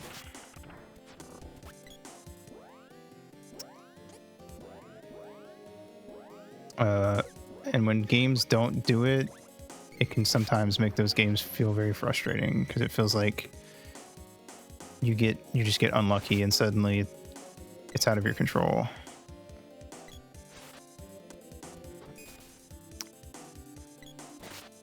Generally, the characters in like sprite games, generally the character like flashes between being like semi-transparent and opaque, but it doesn't really show on stream usually because of how frames work and stuff when you're recording something.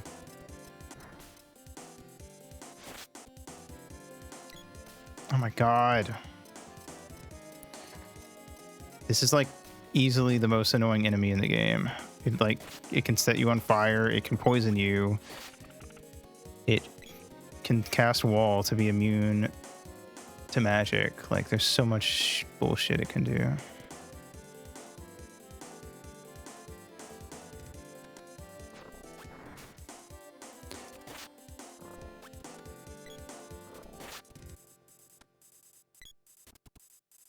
And it has good evasion, so sometimes you just don't hit it.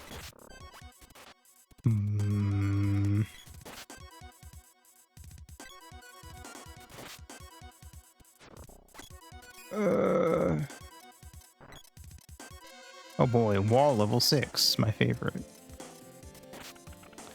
Good, die. Okay, I probably should try to figure out what damage types different enemies are weak to, at least. It'll probably help a little bit. Are ducks weak to fire? No, that makes sense. Are they weak to wind? No. Are they weak to being frozen?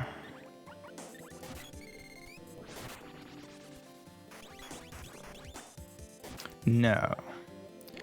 Are they weak to crystals?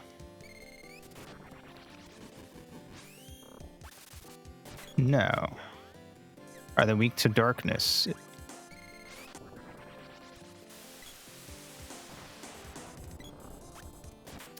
They took damage.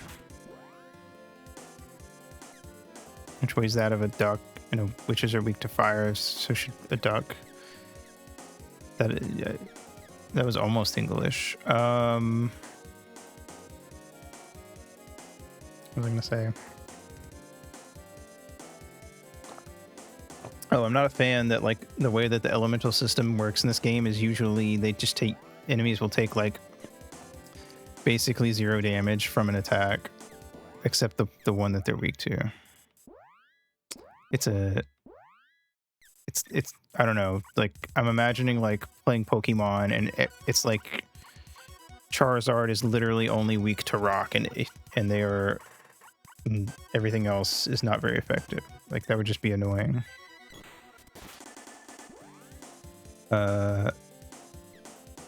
It's either neutral, takes 1 damage, or it does like a bajillion damage.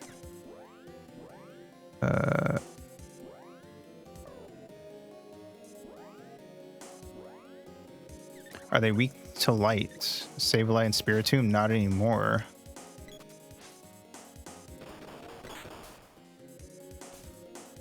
Cool. That guy just can interrupt Punio's casting by just blowing up. Yes. That's fun. Weakness is fairy. You're damn right it is. To be fair, Sableye is not a very good Pokemon though. In like stats. It's only it might be kind of intimidating when you first run into it.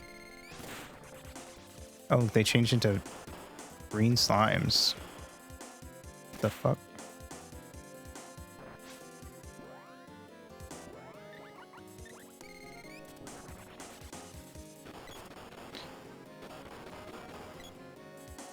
Nope. What, are they just not weak to anything? I feel like I've done everything. The only thing that hurt them was dark, and it only did like 50.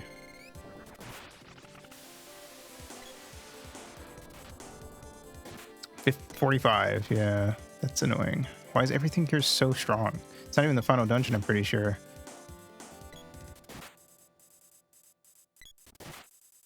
Maybe it is. I don't know. It doesn't feel like the final dungeon, but this game doesn't have much of a story. I wouldn't be that surprised if it just ended suddenly. Okay, I still have 1 cup, so I'm just going to keep going along, but I feel like we're getting close to the point where we're going to have to leave and come back. Okay, Shade. Are you weak to fire? You're blue, so I'm assuming, yeah. I mean, they do at least try to color coordinate to some degree, but it only really makes sense for certain enemy types. Like, I can understand why the blue enemies are weak to fire. That makes sense. Or a red enemy is weak to water / ice.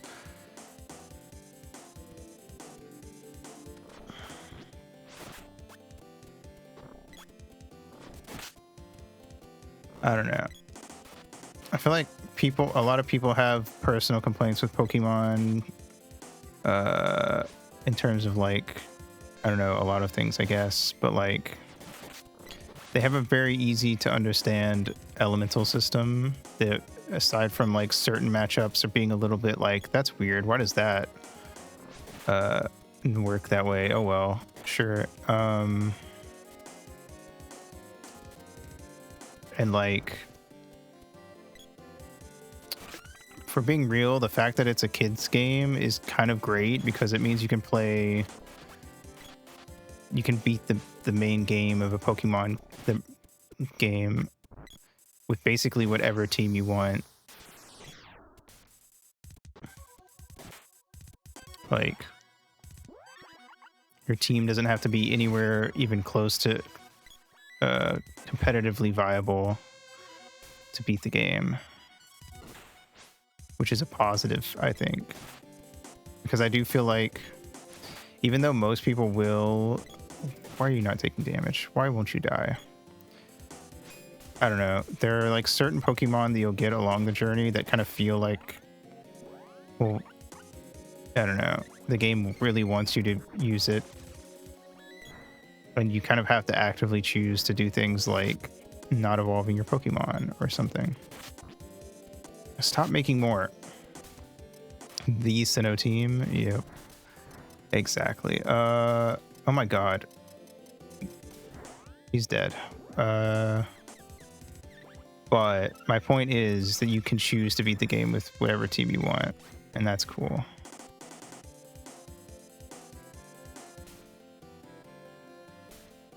Punio is just gonna die again, so I may as well just leave. I can play with my faves while of the game. Agreed, 100%. Like when I did that Ash's team challenge for Pokemon Yellow, like despite having to use a Bulbasaur and a Squirtle as opposed to Blastoise and Venusaur and a Pidgeotto as opposed to Pidgeot, despite being like 5 or 6 levels weaker than Blue, we beat the Elite Four in one go. And that's sort of my point, is you can literally do whatever you want, and that's a good thing. And I feel like that's kind of like why I sometimes don't really like the hardcoreness that I think certain RPG series try to adopt. Is they're a little too like, no, you have to like, just to beat the game, you have to figure out all the different enemies' weaknesses and find really niche ways to beat them, or just grind forever until you're so strong it doesn't matter, I guess. I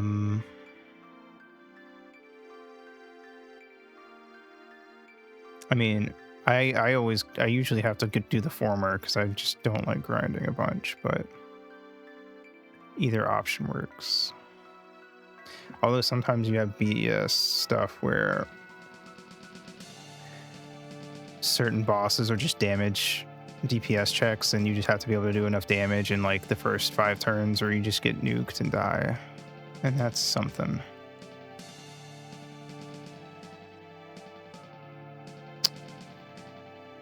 Where the fuck is this stupid city?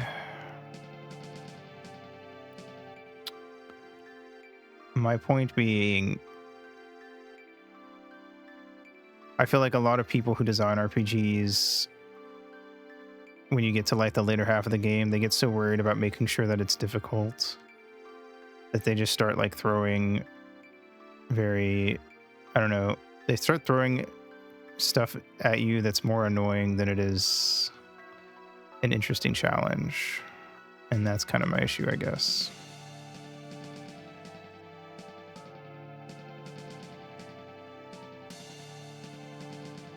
There's not here.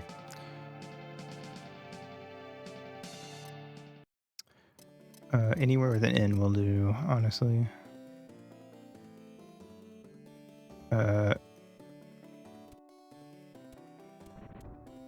To some degree, I almost am convinced in certain games that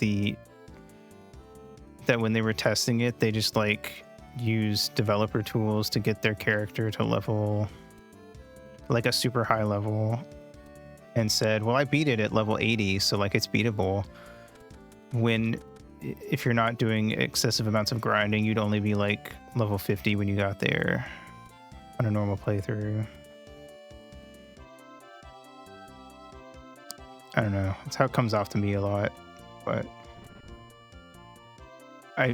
some people would argue like that grinding is kind of like part of the point of RPGs, which I don't agree with, but I know some people have the belief that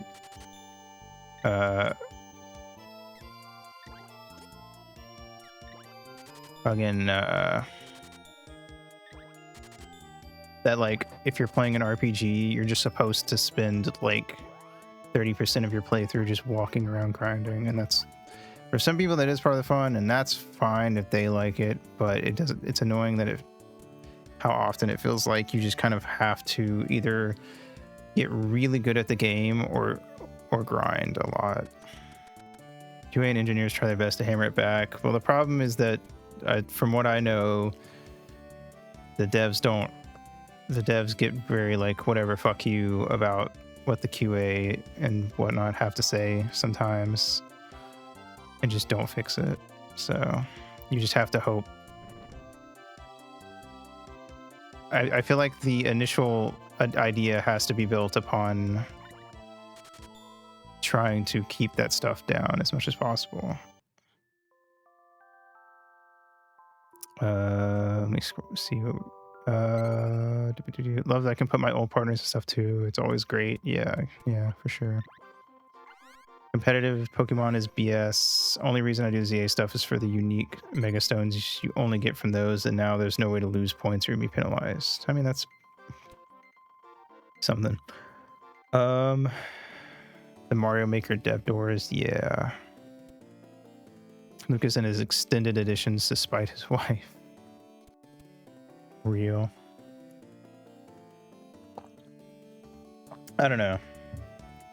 I definitely think that there are plenty of devs that go, yeah, but if we make if they have to grind 5 levels beyond what you would normally be at to beat this boss, then that just makes the game longer, and longer is good, right? A couple more basic questions. DPS stands for damage per second. It's kind of used as just damage overall. In action games, it's how much damage can you do over time. So if I can stand in the same spot and just mash the attack button and I do 50 damage across a minute, then that would be like what I would be thinking of when I was saying DPS. A DPS character in like RPGs and MMOs is just someone who does a lot of damage when they hit. They generally hit faster, or their hits so hard that it makes up for the fact that they hit slow.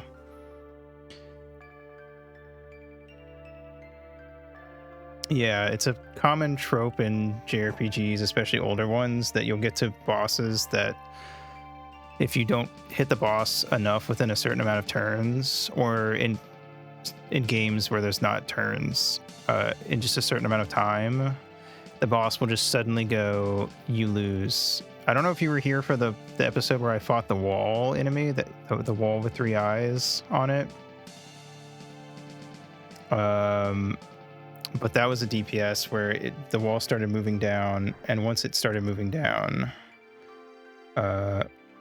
you had a set amount of time, and if you didn't kill it fast enough, you died. And that's referred to as a DPS check, which is usually just means you have to do X amount of damage within a certain amount of time, and if you don't do enough damage within a certain amount of time, you just lose automatically.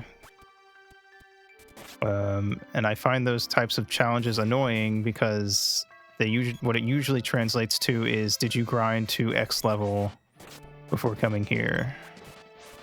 Or are you good enough at the game to cheese it by using really specific spells and abilities and stuff to like maximize damage output, which usually comes from either looking up a walkthrough or having played the game multiple times.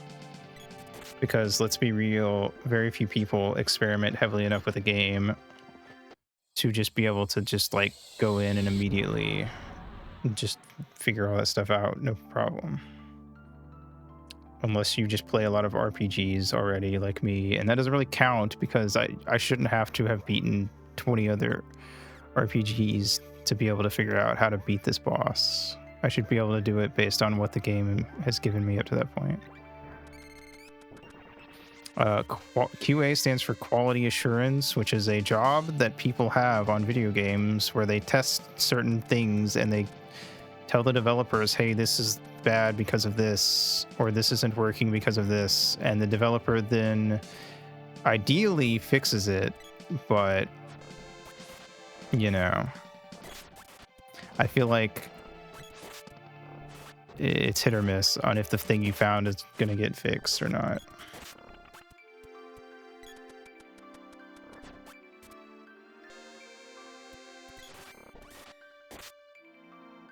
Because I think the dev team through a combination of being under crunch and being very auteur-esque sometimes, will just not fix certain things that then cause major issues for players when the game comes out. So would it be fair to compare DPS to a game like Tetris? Honestly, yes. In a sense of like, if you play level 10 Tetris, you have to be able to do enough blocks within a certain amount of time. In the same way, if, let's say, I think a very straightforward way to put it would be like, let's say that there was a Pokemon battle where you had to out DPS an opponent, and the Pokemon you're fighting had 250 HP. If you don't do 250 HP before it takes its third turn, it just uses a move that wipes all your party instantly and you die and you have to start over, is what it's like. Paris Strong strats.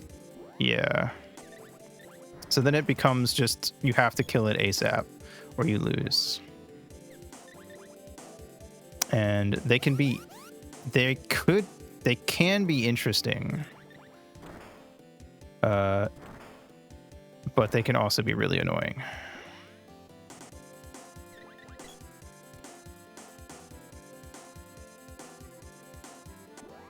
But yes, I think Tetris is pretty comparable. The issue I have with it is that because of how RPGs work, you're not necessarily guaranteed to be any specific level, which means you're not necessarily guaranteed to be doing any set specific amount of damage. And if you are too low of a level, sometimes it can make these DPS check type fights really frustrating. Because it feels like there's nothing you can do to actually like beat the enemy in time. Did they wall? I don't know. We're gonna find out if we get our magic bounce back. They walled.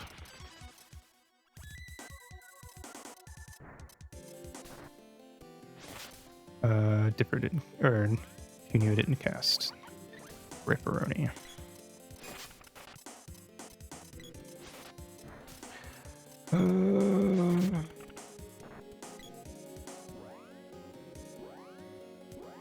But yes.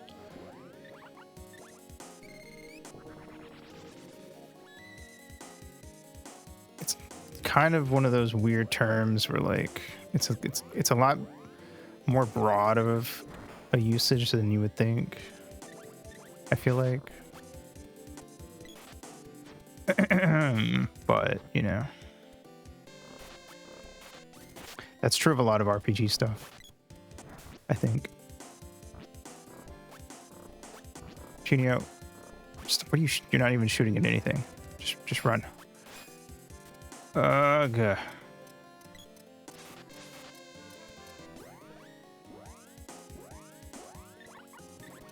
The only benefit is that when we get to the boss, that boss room with the Hydra, we can just walk right through. But like, it's only a small benefit. That boss was not really that hard.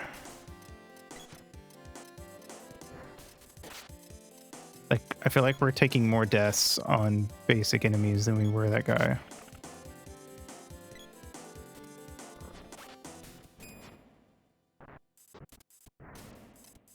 Boop, boop, boop.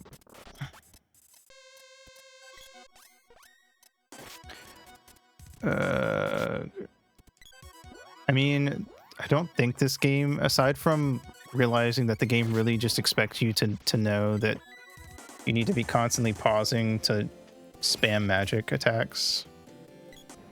At least it doesn't do the thing that like Final Fantasy X did with, I don't even remember her name, the lady who casts zombie on you, and then when you unzombie your party, she casts Megadeth, so you have to leave somebody zombied. And the game never teaches you about that. Look them up, run into the problem of pages assuming we know other game returns. Yes, that is the kind of the main issue. It's definitely easier just to ask us whenever you hear a thing and have us say it. Because then you can follow up with, well, what does that term mean? if we say something.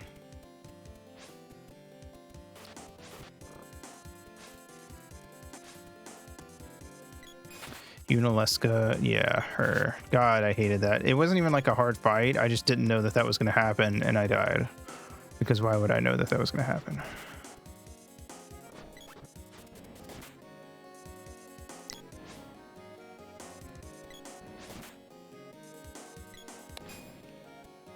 Is it? Is it a good game? I don't know about that.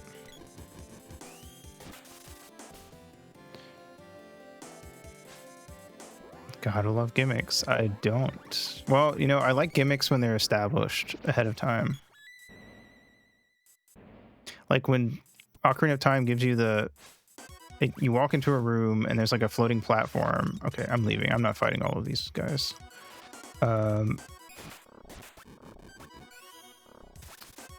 And you jump on it, and then it shakes and falls to the ground underneath you, and now it's gone, and you have to climb up some vines. I'm going to fucking scream if these guys don't stop constantly using magic that makes me just have to stand there.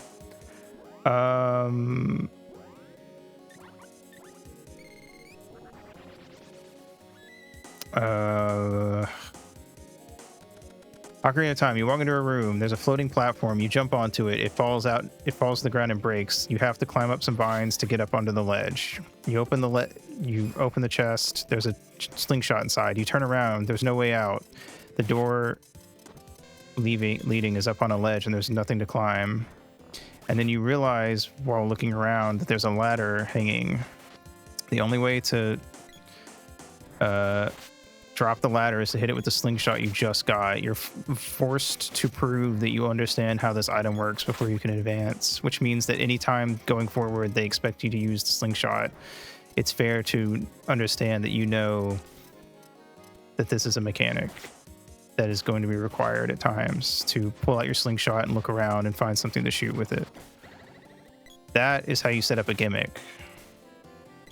No yellow paint, impossible. I know, it's as crazy as it is. Although some people would compare Navi to yellow paint in that first dungeon, the way she does like to let you know how things work. I think early Pokemon is the best way they teach the typing and matchups. They do a good job. I will genuinely admit that I think the later you get into Pokemon, the more it can be like, how am I supposed to know what this thing's weak to just by looking at it?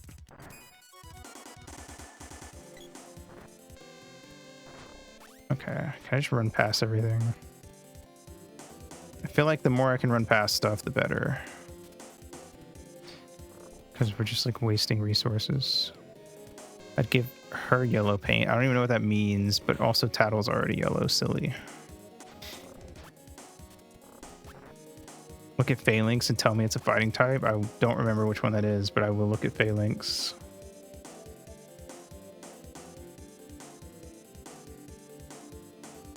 That's a fighting type? What?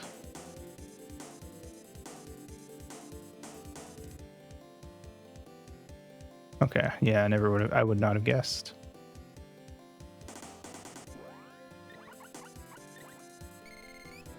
Mega Phalanx makes more sense. Hold on. I'm gonna put this on screen so people don't have to Google it themselves.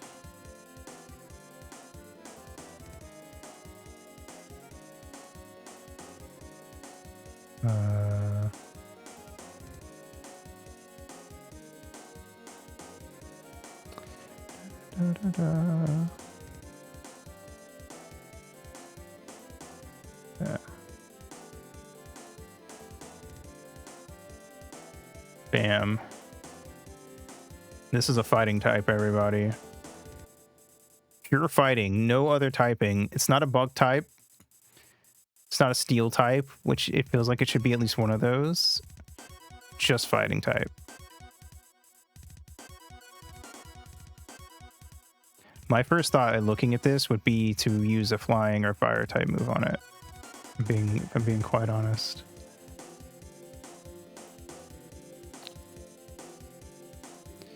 No retreat and its animation are a reference to an old Japanese battle.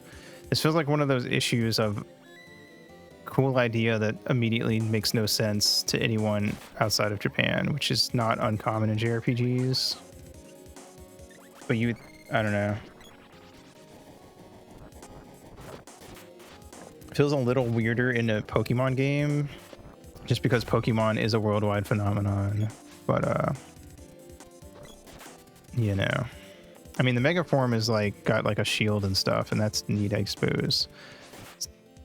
Does the Mega Form become Steel type? I didn't check, but if it doesn't, that's it's dumb.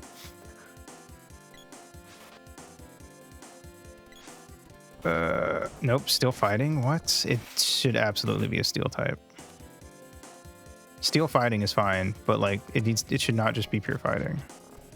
It makes no sense. To have legs to move rather than working as legs themselves. I see. Move it. I'm gonna go in here. I really wish one of these guys in here would heal us or something.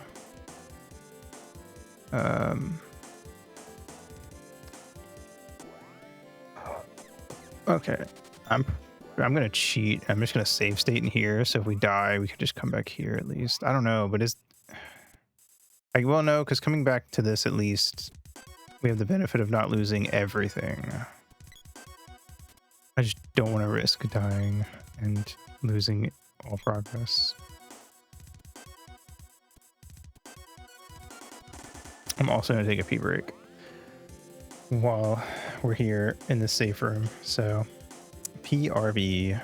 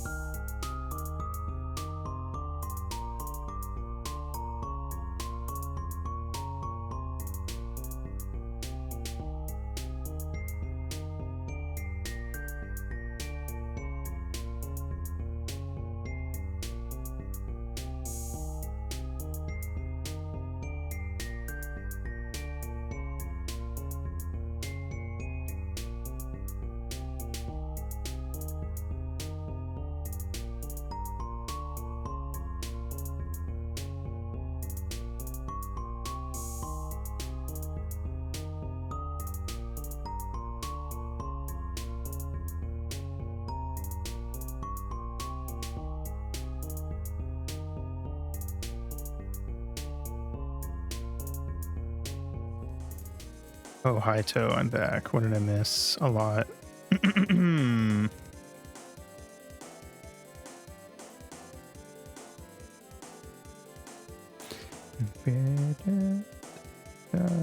All right, cool. Hello. Yes, I don't know anything about multiplayer games. I don't do that. That's gay. It's all about me, baby.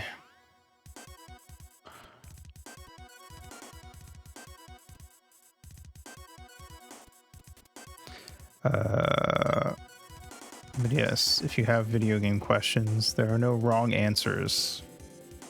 Or there, what? No, yes, there are. There's no stupid questions, is what I meant to say. There are always wrong answers. Most of them are probably wrong. Well, you play with these nuts. Holy shit. Don't mind if I do.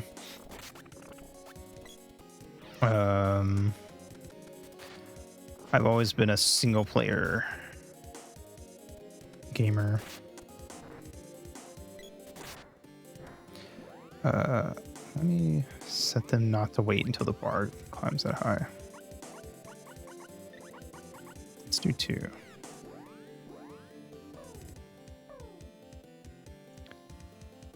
It's true. Not yet.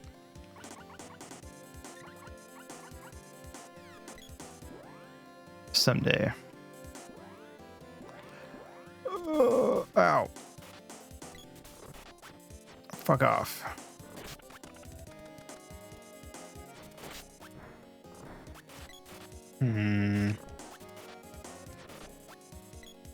Bam. I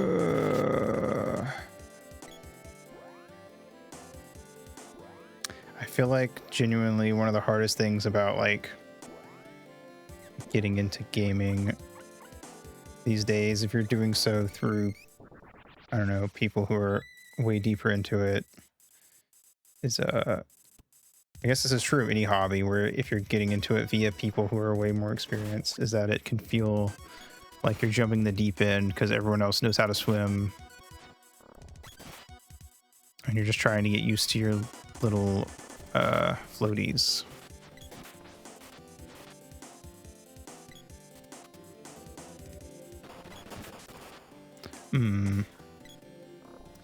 Same, except I don't have anything. I don't have advice for multiplayer games.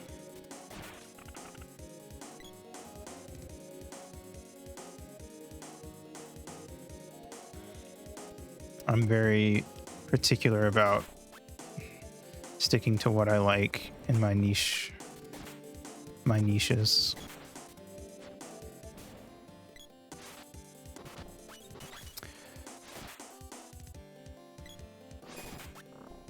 I mean, if you ask me about any modern game that isn't Deltarune, I will tell you I don't know. Never played it.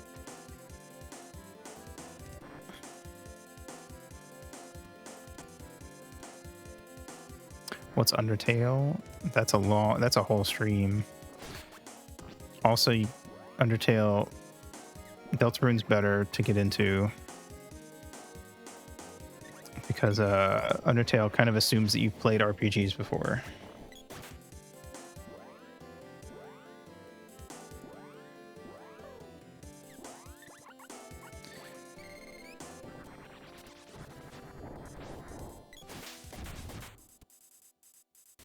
Boop.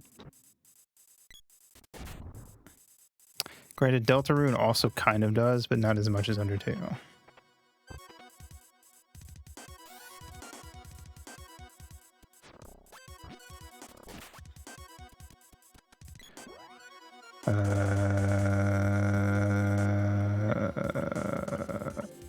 Fierce head.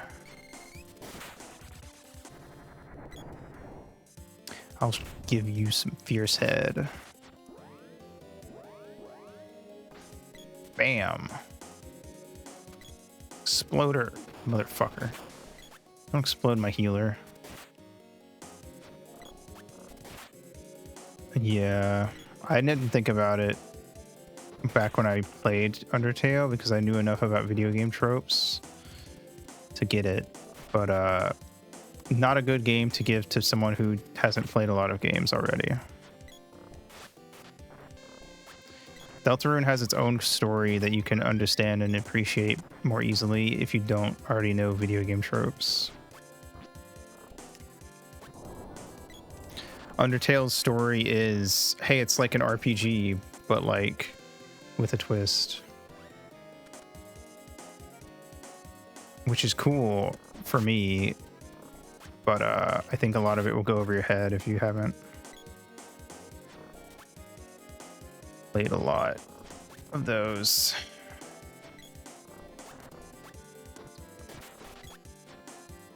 Like your only RPG experience is Pokemon. A lot of that stuff's not going to make a lot of sense because you don't kill people in Pokemon usually.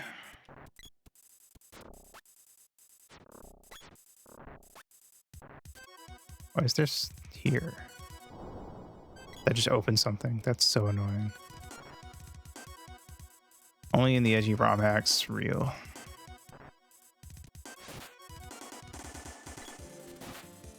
How was I supposed to know that I had to slide down that really specific tile that you can only activate by coming at it from the top?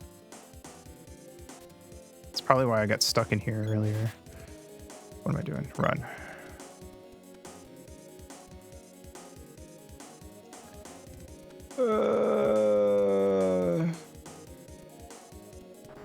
This game, man.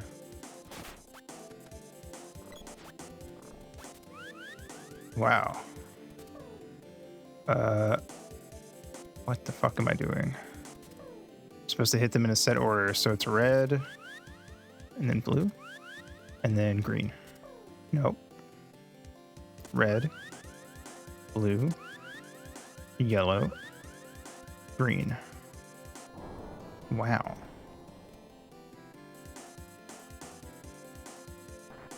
Yeah, those just weren't there before. I had to do that thing to activate those to be able to do that.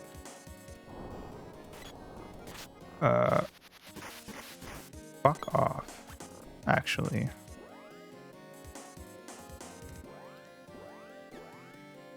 They better be weak to lightning because they're birds.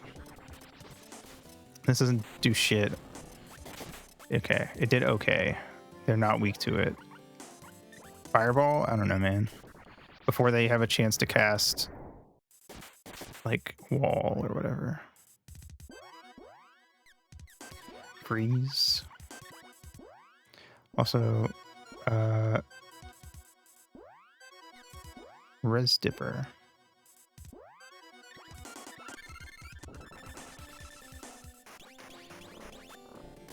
Cool. They're still not dead.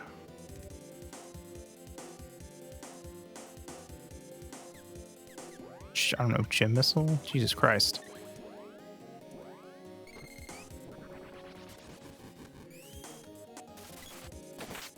Now they're dead. There we go. Okay. Now where am I supposed to go?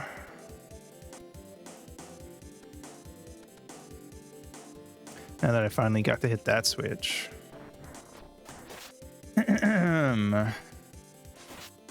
It's not the only switch I'm hitting tonight. Wink. Don't cast wall. Oh my fucking god. And you're dead. It was all for nothing. Die. Is this where I'm supposed to go? This leads up here. Did one of the doors open? Ayo. What am I? Where am I going? I don't know.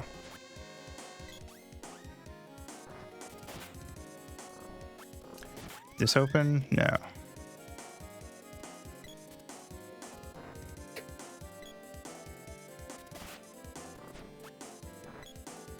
It's amazing that Germa streams aren't more scuffed than they are.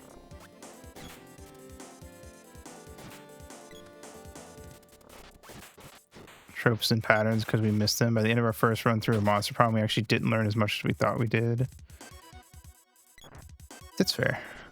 Oh wait, that's open. Okay, good. There we go. I think the thing about tropes with video games specifically is that it's easy to like assume you would get it after playing a handful of games, but like That's like saying that you watch 4 movies and suddenly you understand most movie tropes, but you wouldn't actually. Yeah, again, there's no stupid questions, so feel free to ask anything, anytime. I will always respond as soon as I'm free, but I mean, assuming it's not in stream, which obviously then I would just respond immediately or close to it, but I don't know, it's like anything else. You just have to like play, and I feel like especially if you've basically only watched games,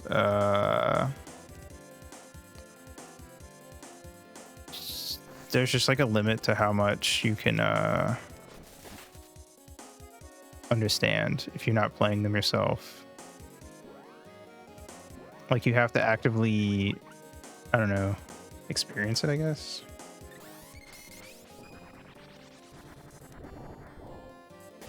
Like, I think it can be hard when I talk about DPS check being annoying. It can be potentially difficult to understand why it's annoying if you haven't had to play a game that does that and had the frustrations of, oh, I'm just not doing enough damage, so I'm just having a bad time because the game wants me to go grind 6 levels and then come back.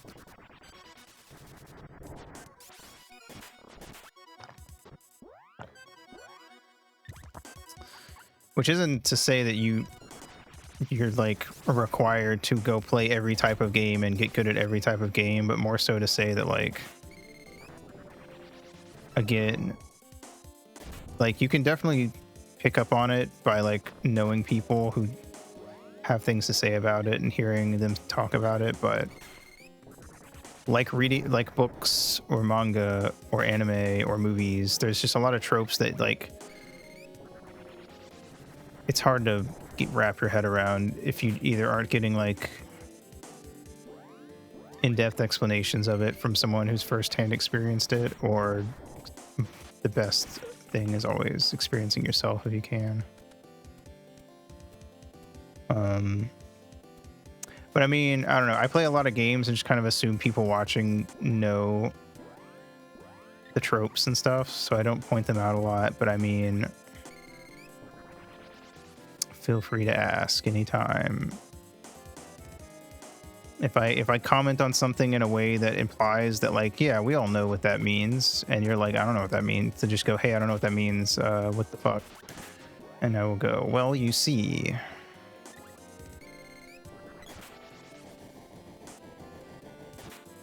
Hold on. Why is there a wait, I just realized that. Why is there a fucking subway? All right, I'm gonna get mad about that in a minute. I was gonna do a thing. I'm gonna pull up an image because this is how I look when I explain things. Hold on. Literally me. Well, you see, this is very interesting because or by Hayano. They confused their tile sets. They accidentally snagged some tile sets from the Twilight Syndrome games. Bully Aito Online. This is who you're being mean to. It's true. But yes, I do think in a lot of my streams I have a bad habit of forgetting that maybe not everyone knows what's happening all the time.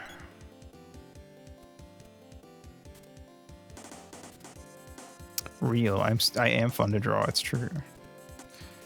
People should do it more. All the time, even. I do the same thing with music streams. Did I say that? I don't know. I'm distracted by the fact that there's a fucking subway in my RPG.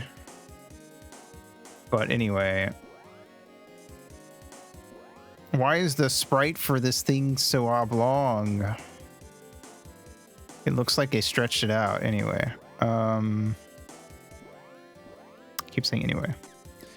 But like when I do music streams, I kind of get very in the zone sometimes, and I just don't talk about what I'm doing.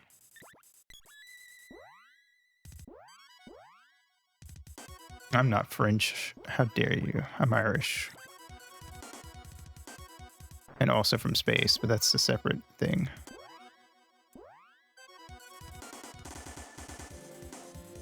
Okay, we're getting on the magical fantasy subway. That's where this game is going all of a sudden for literally no reason. That's so cool when fantasy things just throw in random futuristic looking stuff just cause, and there's no purpose whatsoever. How do you turn a phrase? Quite easily. You just grab and twist.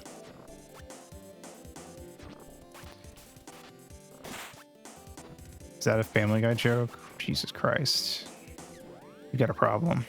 You got a caffeine addiction and a Family Guy joke addiction. Tomato Man, but he's Eggplant Man now. Actually, why? I don't know. There's no explanation. It's just here, and I'm half expecting to never get an explanation if I'm being quite honest. And a foot addiction. That one we can let go for now. I feel like it's not really impeding his life in any significant way at the moment. This game has had no build up to like this fantasy sci-fi mix sort of thing. I don't know why this is here. This is dumb.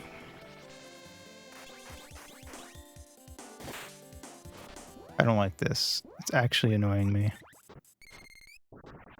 For those that don't know, it's quite common in JRPGs for them to mix fantasy with sci-fi because these were coming out. These started getting big in Japan around the same time Star Wars started getting big in Japan. So even though they were pulling from Western RPGs, they also said Star Wars is cool. And Star Wars is basically the most fantasy of sci-fi properties out there. So it kind of makes sense in a certain way. And then suddenly they all started saying, okay, well, we need to add like tons of futuristic stuff to RPGs. And it just became a trope. For some reason, Final Fantasy is to blame as far as I'm concerned. And I'm not, it's kind of cool in Final Fantasy. It can get kind of annoying when it's other properties just kind of do it just for the sake of doing it. And I guess that's true of all tropes. If you're just doing the trope just because it's a trope, it doesn't really mean anything. FF2 is literally Star Wars. This is true.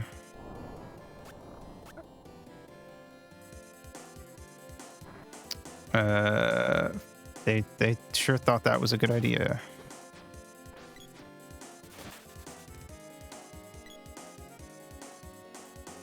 That game has very mixed reception. Soul Calibur has Yoda. It just has Yoda. But it also has Yoda-like characters in the lore that were there way before Yoda got put in one of the games.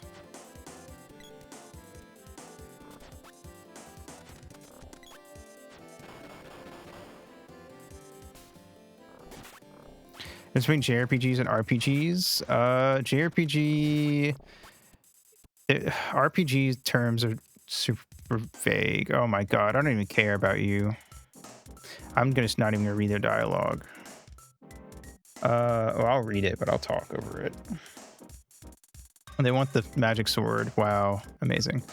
The J stands for Japanese, and it usually refers to.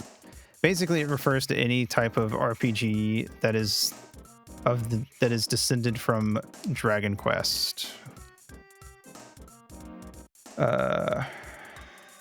Dragon Quest popularized the RPG genre in Japan, and basically all RPGs for the next 10 to 15 years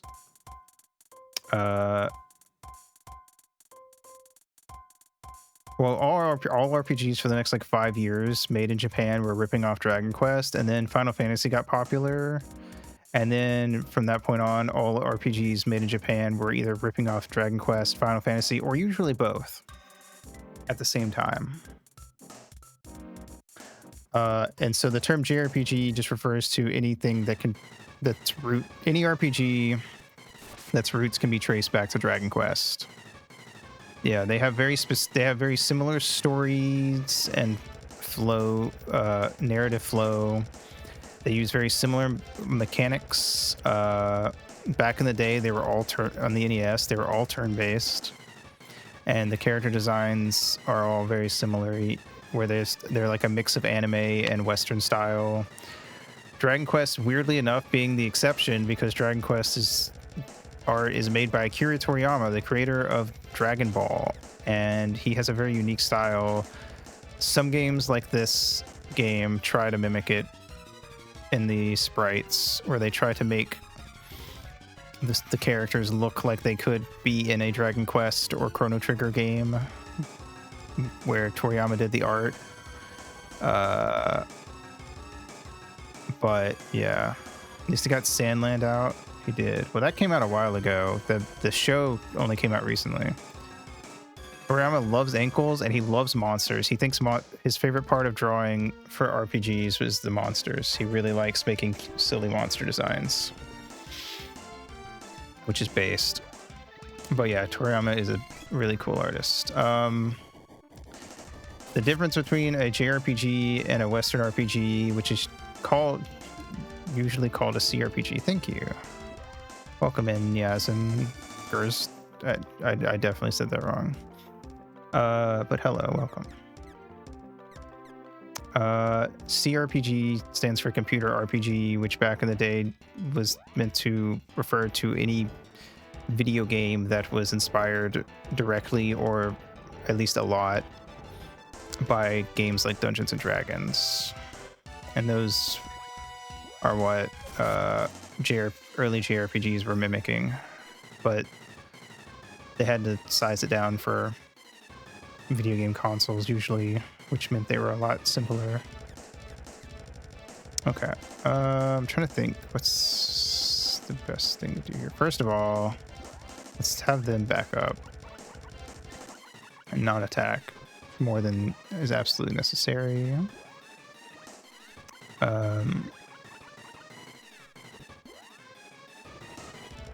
Some people don't like the term JRPG because they feel like it's like, I don't know, too pointed. The fact that the nationality is brought into it. My argument for it is that I feel like when you look at it from the perspective of this is either inspired by Dragon Quest, directly by Dragon Quest, or it's a Western game that was inspired purely by Ultima and Wizardry. That's where I draw the line between JRPG and CRPG. But genre titles stuck and they don't mean anything, honestly. But I feel like most people who play RPGs know what you mean and when you say JRPG, so it's hard to really get rid of the term. Because what else are we going to call them? Okay. It's like Metroidvanias. A lot of people don't like the term Metroidvania, but like, okay, come up with a better name. RPG squared, maybe.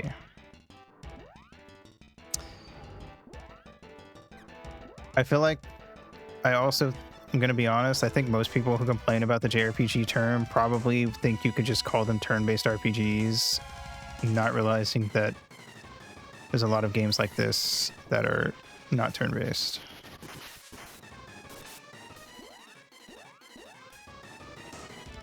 Okay. Castoid.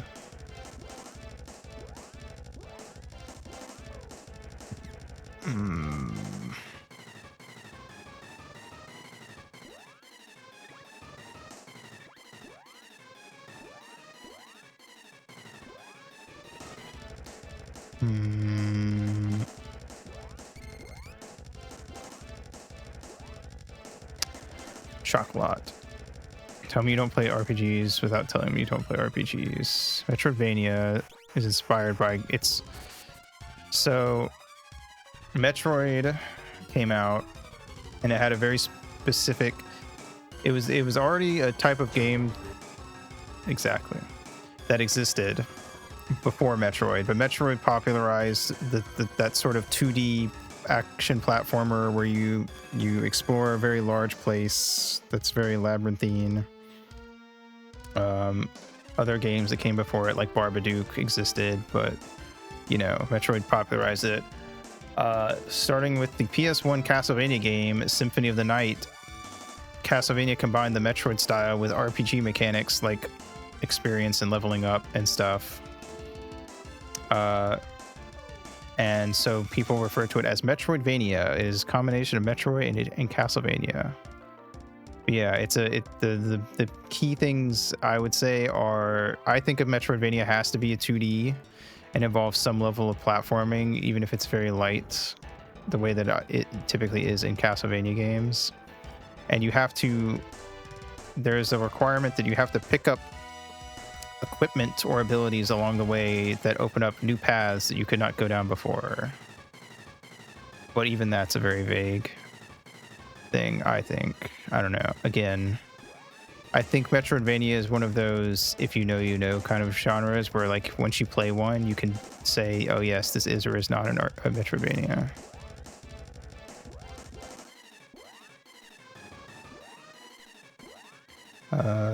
Where's Speed Down? I forget.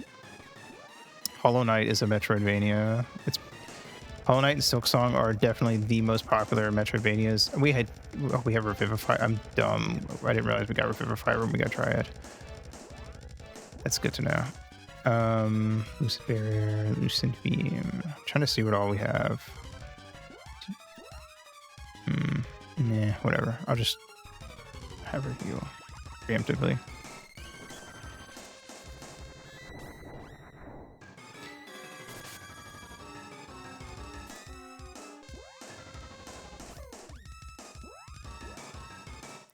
Wahoo.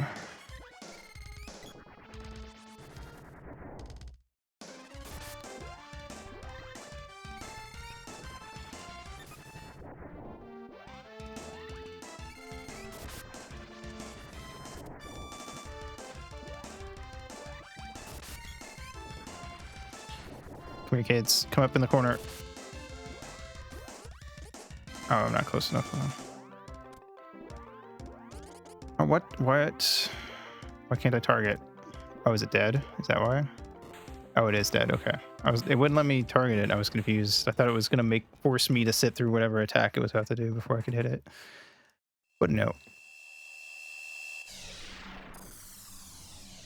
I will say the one thing about the JRPG versus CRPG terminology is that it's easier to apply to AAA games or retro console games. Well, I guess retro PC games too, because the C stands for computer.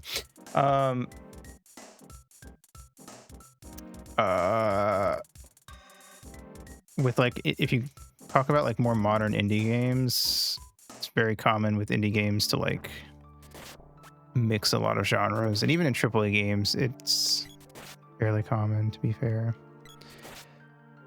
So I don't know, the term RPG is extremely vague and doesn't really mean a lot, aside from that there's usually levels that go up throughout gameplay, which increase your stats, but doesn't even necessarily come from experience points. There's a lot of games, including tabletop games like Dungeons and Dragons, where instead it just goes up at certain story points. Deltarune does this. AAA, a company, it just refers to any game made by a big company. So like a Nintendo game is a AAA game.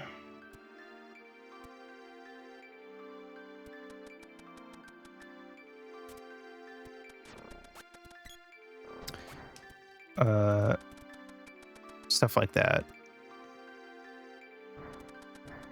Big companies with lots of money making large games with a lot of backing and whatnot. Yeah, they're an established publisher. That is a good way to put it. Yeah, Nintendo is a publisher, not a develop. They don't develop games; they publish games.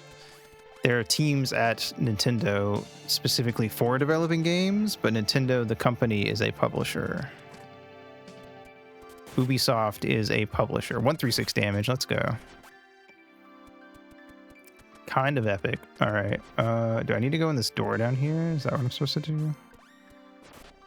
Can I get to the door now? Yes.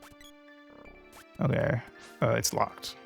Or it's not. I just can't go through because Punio stuck. Punio, get unstuck, please. Thank you. Nintendo publishes games from Game Freak, who make Pokemon, and Monolith, who make Xenoblade. Exactly.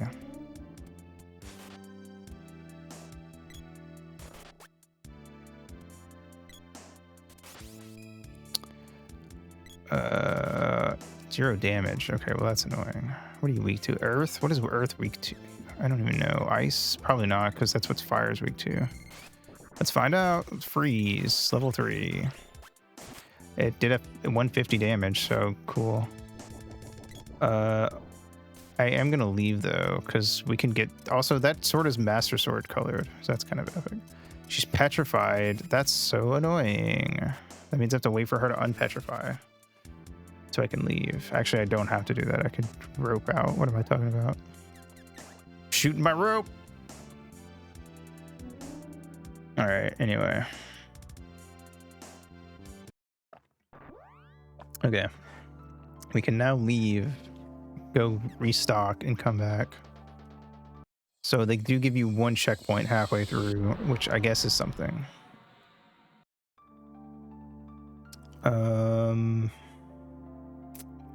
Yeah. AAA is just refers to big publishers versus indie, where it's a small team who are usually developing and publishing their own game. There are independent publishing companies that exclusively publish smaller games, but honestly, even the term indie these days is pretty vague. Like, there have been games that came out that people called indie, but then it was like, actually this was made by like a well-known developer who's put out some like pretty big stuff in the past, so it's not actually indie. So even that's kind of a blur at this point. I don't know, man. All these terms and whatnot that kind of don't mean anything. Toby was like truly indie when Toby put out Undertale. And the only thing that Toby had going for them popularity wise was saying, I made some of the Homestuck music. And honestly, back in the day, it wasn't like made as clear as it is nowadays who made what songs. So like, that wasn't the hugest, craziest thing to say. You had to like kind of, to really know that that was a big deal, you had to know that Toby was basically like at the top of the food chain when it came to like the music team, at least for a period of time. Assuming you knew any of the music team at all, because a lot of people don't pay attention to that kind of thing.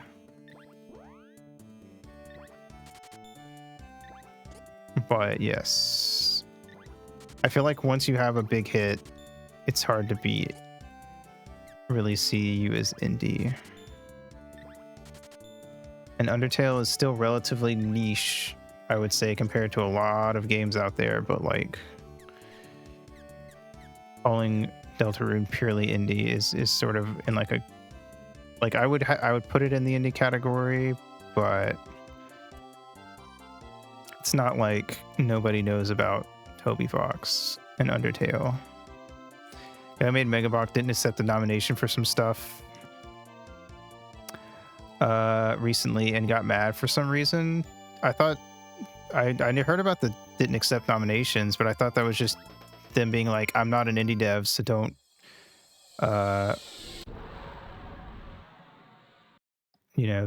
give me that, which seems fair. But if he got mad about it, that's kind of weird. Unless people were like mad at him for not accepting it, and then he got mad at them. So the thing about Homestuck is it's more of a multimedia project than it is a pure webcomic. People were mad at him and he shrugged it off. Oh, okay. I'm sorry, I read it wrong. I was trying to like run through the shop and stuff. Did I save while I was in town? I don't know if I did. Let's go to a town and save real quick. Yeah, so it is a webcomic, but certain pages have sound and or flash animations. Oops, didn't mean to do that.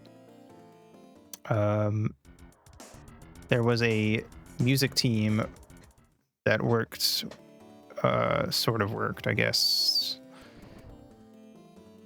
They made songs and they would give them to Andrew Hussey, the creator of Homestuck, and Andrew would pick songs that they liked to go along with the flash animations that they were making for certain story moments. Hold on, I'll pull up an example. Let me mute the game. We can watch a quick thingy.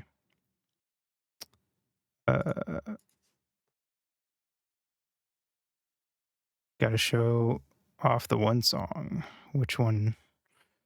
Black? I mean, I like Black a lot. It is one of my favorite Toby Fox songs. I feel like that flash doesn't make any sense if you haven't seen it. The other one? Oh, Baby's You. Oh, no. That definitely doesn't make sense. That's also not used in a flash, so it does not illustrate my point. What's a good example? Oh, Megalovania. Oh, okay. Yes. Okay. I want to pick one where it's like, here's like a flash animation that kind of makes sense out of context, but I don't know if there are a lot. I'm being quite honest. Hold on, let me show this on screen. Bam. Okay. Here. So this has, yeah, I don't care. Go away. An S. And that signifies that when you click onto the page, there will be sound. So this one just has wind, but then you click through and it's just a webcomic. But then you click again and now there's a flash animation.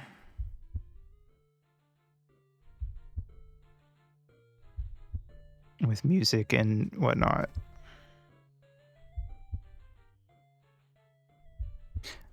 So this was one of the like big things about Homestuck that a lot of people liked.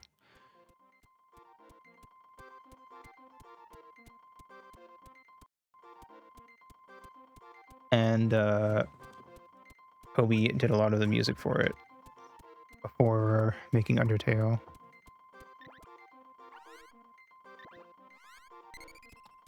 And some music after making Undertale. But yes, if you know Megalovania from Undertale, that song originally started in a ROM hack Toby made of Earthbound, which was actually more inspired by Brandish, but nobody knows Brandish, so nobody talks about that. The main character is literally the main character from Brandish. That's who you're playing as. Anyway. Where the fuck is this thing at? And then it got used in Homestuck, and then it got used in Undertale later. Toby likes to reuse some of their favorite songs and leitmotifs.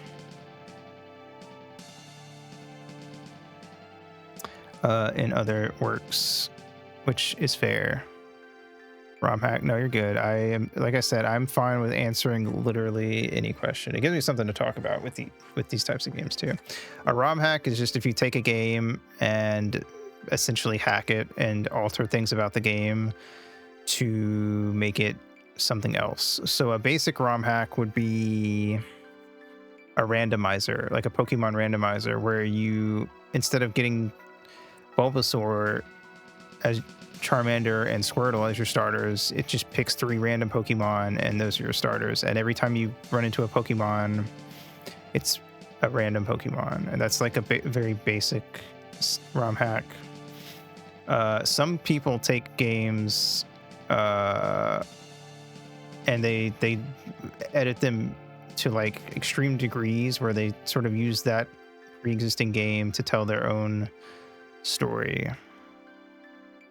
In the case of the Earthbound ROM hack, Toby edited the game heavily. Just ROM, sorry. God damn it. That was a goddamn it at me, not at you, for not realizing that. Yeah, it's random something memory. What does it stand for? Hold on. That probably doesn't even matter. What does ROM stand for? Random. Oh no, read-only memory. I'm dumb. I was thinking of RAM. Read-only memory. What it actually stands for is video games are ROMs. So if you emulate a game like I'm doing now, this is a ROM. I'm running an emulator which emulates video games when you load the ROM in. The ROM is the actual like file essentially in the game cartridge that is being read. It is the package that is being delivered via the cartridge. So when a ROM hack, you are generally either ripping the ROM from the cart or CD or whatever, or you are downloading it off the internet and you are editing it and hacking it, and that is why it is called a ROM hack.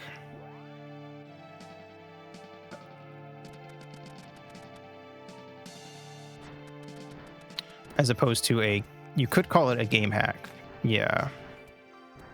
It's kind of like burning a CD. All right, I think they know what CD is.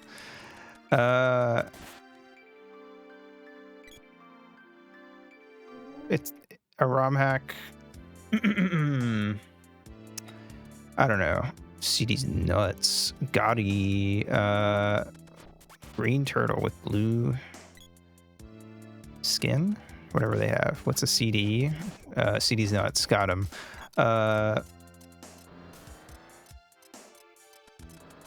Why does he turn into a car? That's adorable. I'm not mad about that one. It's just silly. That's fun. That's just funny. That's just whimsical. Bam.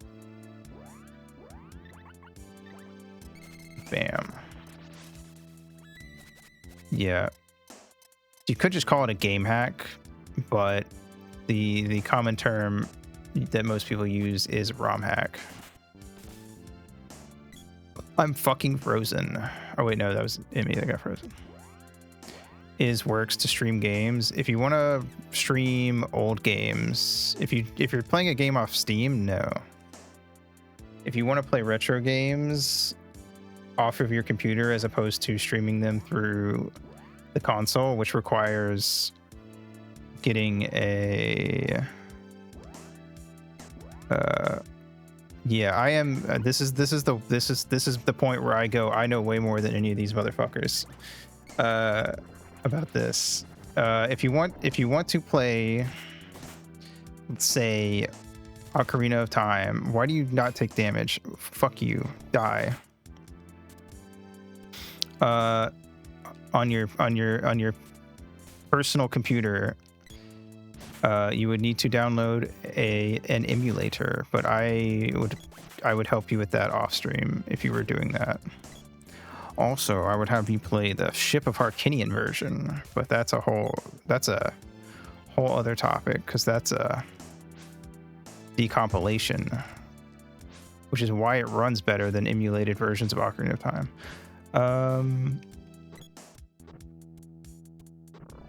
I wish you would die, you blue little motherfucker. If you want to play games off of Steam, then no. You can just play the game. It just plays itself. I don't use consoles. Not usually. It is so. If I were to play this off of a SNES through my converter, it would look like shit. And it would also get stretched. Does this emulator even let me do that? Stretch. Let me see. Size. Here we go. Here's what this would look like. Wait, let me. Size 4. No, it has to be 5 times. Hold on. All right. It would look like this. Oh shit. What did I just move? It would be stretched out. Unless you get you can get really good ones and they look better. But if I did it, this is what it would look like. And it would probably be darker. So it probably would look like, let me add a filter.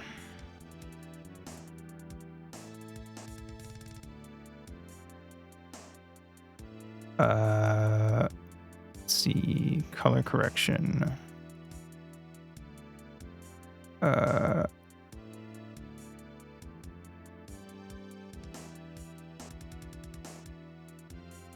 No, that's not a good gamma. Yeah, it would probably look like this. And honestly, it'd probably be blurrier on top of that. So I stopped running games through their whatchamacallit?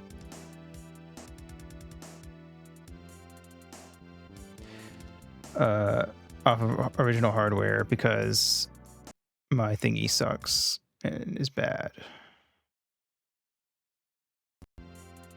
Now I gotta, hold on, let me fix this.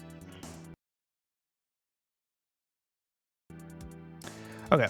Well, the thing about that is that like retro games do look good. This is what the game looks like. Like this is what I almost called it Chrono Trigger. This is what Secret of Mana looks like. The problem is that by having to daisy chain it through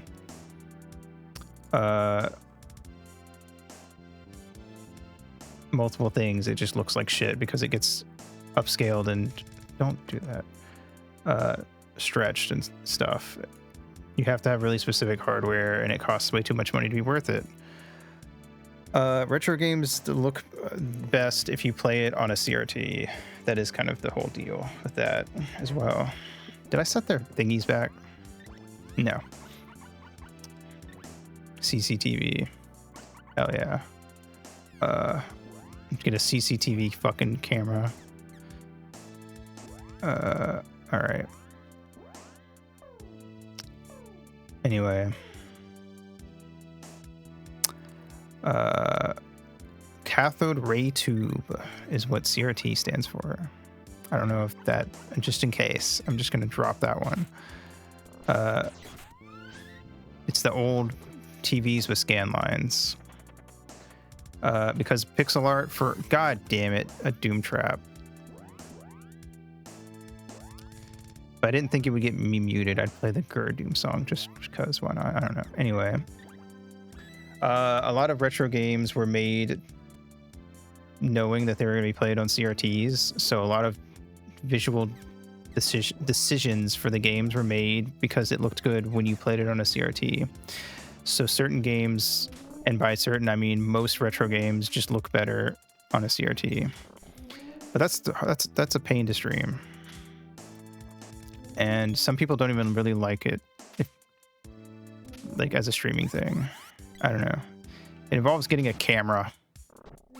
Yeah, they were made to look a very specific way based on very specific thingies.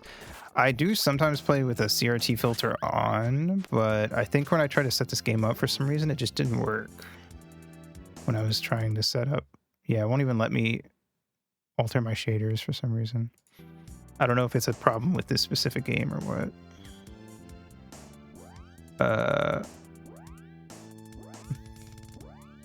But yes.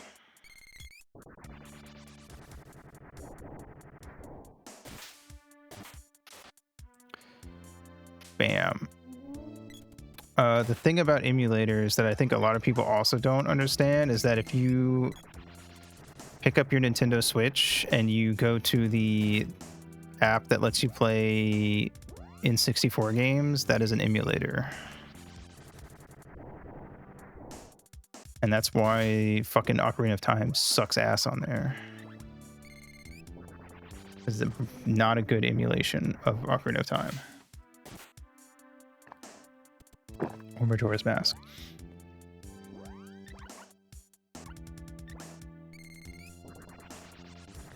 Actually, speaking of emulations and having dark screens, that was a big problem with the Wii U's Virtual Console. Is a lot of the games on there had really dark screens. They were way darker. Set up OOT, I can do that. I will get you set up with the Ship of Arcanian version, which will give you lots of quality of life stuff to fuck with. Okay, this one's a dark guy, so maybe, I don't know. Magic Absorber, that's not gonna do shit. Where are these guys coming from? Is the question. Okay, fuck you, I'm going this way. You're just gonna keep being like that. I play the Ship of Arcanian version in N64 mode because I want it to be as close to the original, but it has a lot of stuff you can do with it. If you set up a PS5 type controller or Xbox controller, you can have the right stick move the camera for you. Shit's crazy. Is this door locked? I think this door is locked. Shit.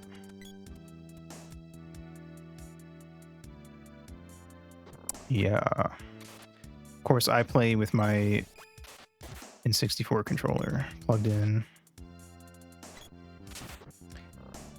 Doom Sword. It's about to get doomed. Fuck you. Die, bitch. Dongle Sword. Got him.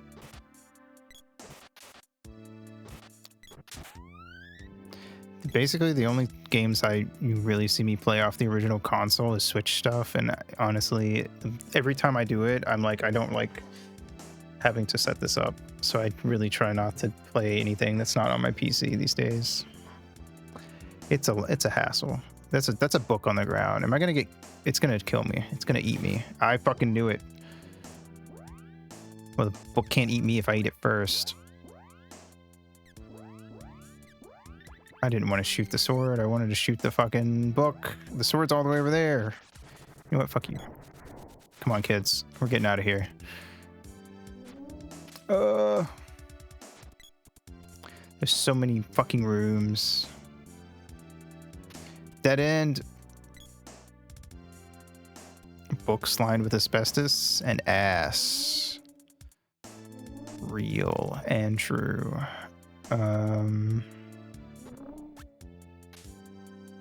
Is that a switch? Am I just not hitting it because I'm using the whip? I don't know, man. The whip hitbox is weird. It feels like if you're too close, it just doesn't hit sometimes. Yes, that was exactly it. Okay.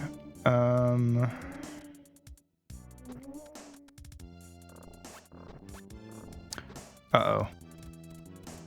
Come on, kids. There we go.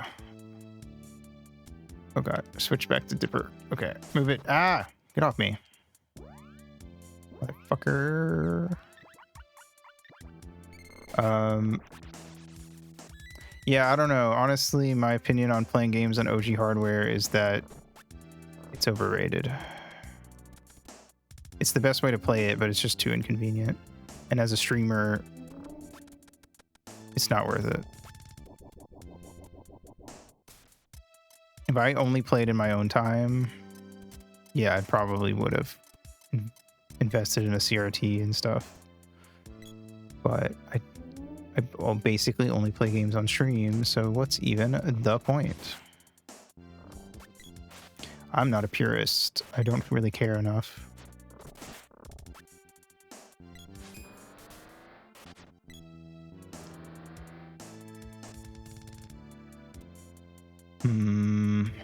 This way?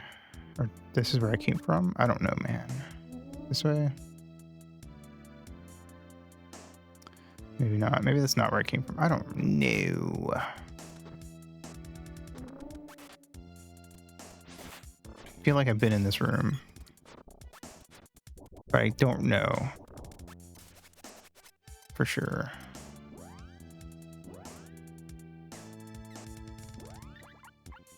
Oh, having to hit all. Fuck. I mean, that works, I guess. It did damage. I have been in this. This is where I came from. Okay. God damn it. Heckhound. Amazing. They didn't want to call it Hellhound in the English version. Another dead end. Cool. God, this dungeon just goes on and on and on. So I guess we do gotta go this way, but I don't know where. I must have missed something.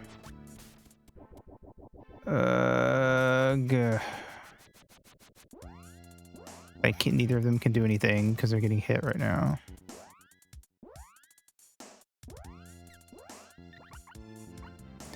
Bam. Oh, now I'm on fire. Great. They have so many attacks that just don't even really hurt much. They just slow you down.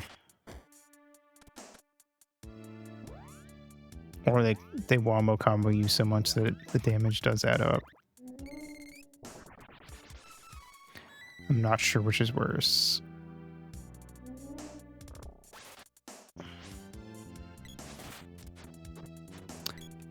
Boom. I'm dead.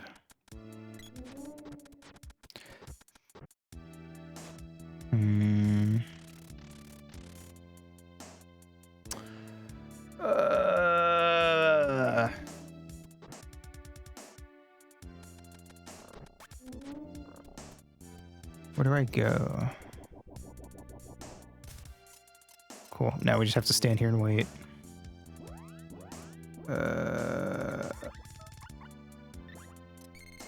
Man.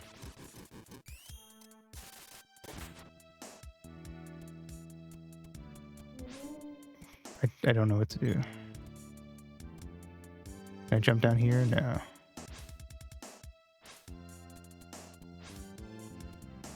It just feels like a dead end. Am I missing something? Do I need to kill this guy?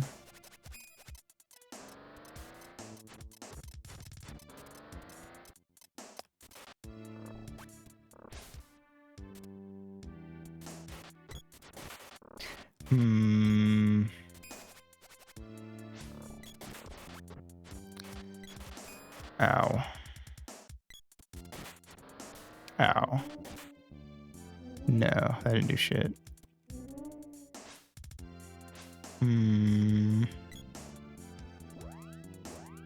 Okay, let's heal everybody.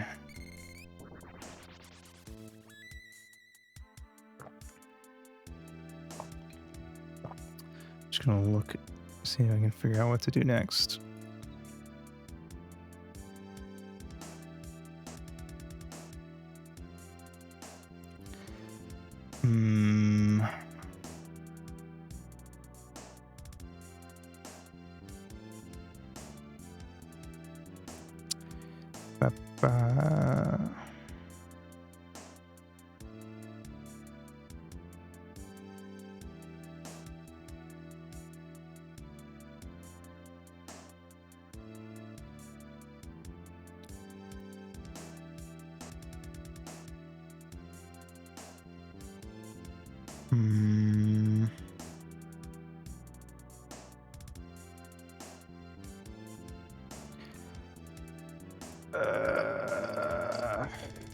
Okay, apparently there was an orb way back in an earlier room.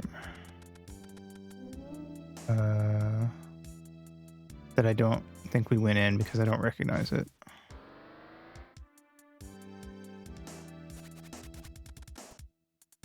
So we gotta go find that.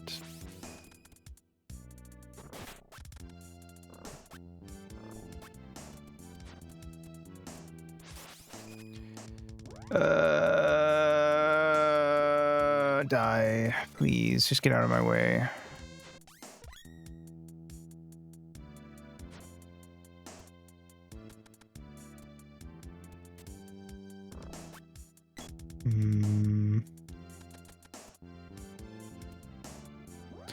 Okay.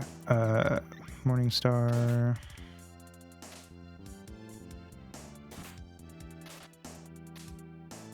Bam. Up here. Bam. Okay. Is this a door? No.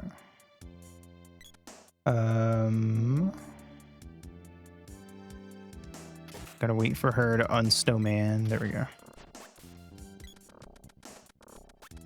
Bop, bop, bop, bop, bop. Come on. This way.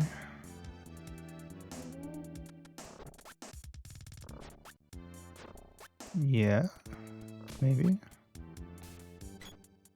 I don't see an orb in here, so it can't be this room.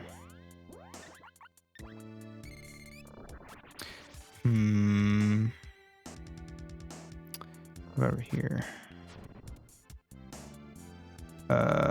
Yeah, this is it. Okay. Let's kill these two real quick. Let's see. Earth Saber. Or Gym, whatever. Gym Missile. It's gotta be a better attack for them. Freeze. Nope. Fire.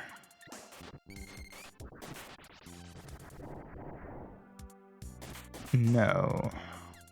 Wind. No. Burst. I'm gonna fucking burst. No, I didn't do shit. Alright, I guess they're just not... Don't use magic. Wait. Dark. Shit. Other one that doesn't use a million MP.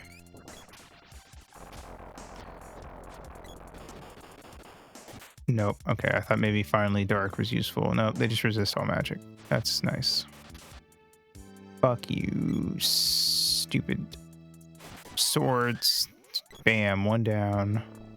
Level up. Level 46. Okay. We have an orb. Emmy, can you analyze that orb?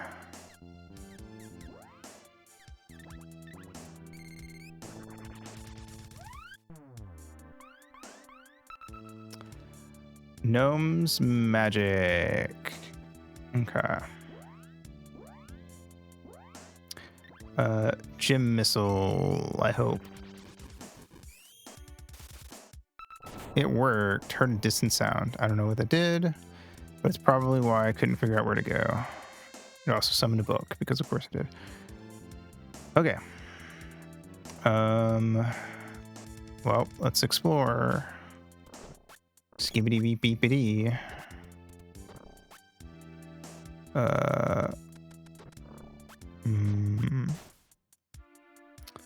Run, run, run, run, run, run, run. Come on, come on, come on, come on, come on, come on, come on. Let me change their act real quick so they don't attack as often.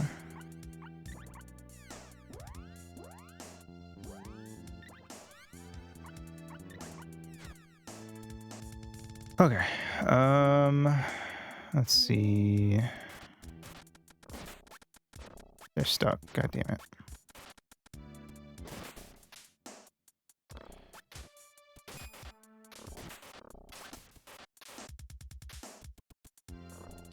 All right, cool.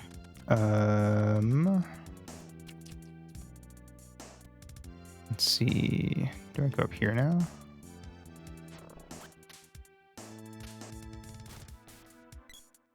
Uh,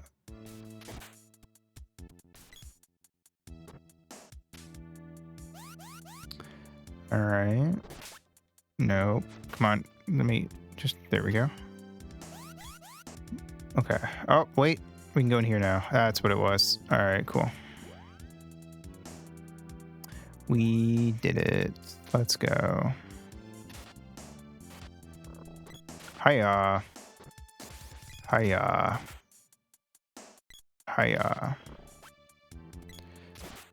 Da da da da da da da da da da da da da. I'm sick of you motherfuckers. I want to be out of here.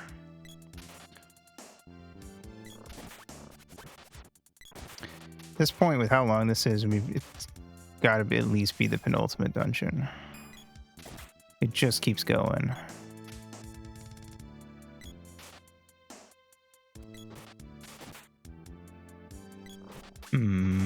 All right, let's go. I think there's an orb up here, kids. There is. How do we? What do we do to this one? Analyze. Bam. Nice. Sylphid. Is it air cutter? I'm gonna have to use a walnut to replenish Punio's Magique. Bam. One sec. Gotta wait for it to. There we go. Bam. Air blast. Punio, I said air blast. Thank you. Heard a distant sound. Sick. Let's go. I'm gonna assume that I know exactly what that did. Girl. Alright. Yep. How do I get across? Do we have to go the long way? We do. That is mean.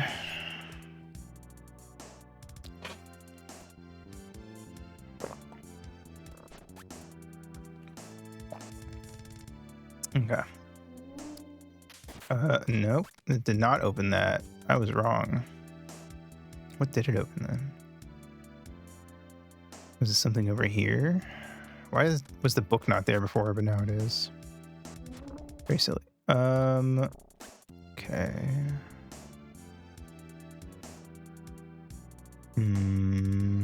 That's a door? Okay, sure.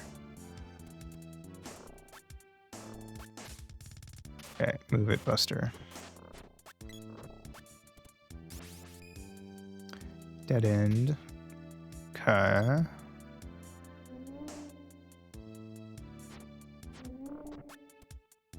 Wait, can I go to that? Is that open? Is that what that did? Yes, I'm gonna assume this is where I need to go. It's just the same gimmick over and over.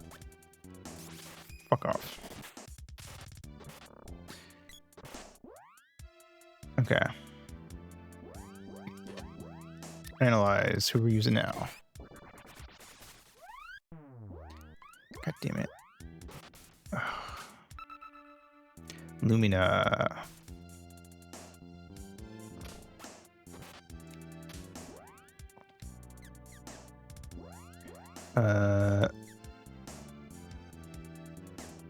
Wait. Who? Oh, you. Okay. No, not Lucid Barrier. Lucid Beam.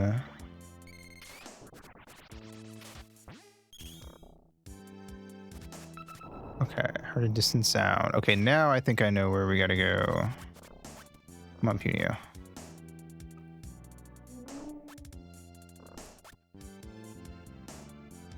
Maybe. We're gonna find out.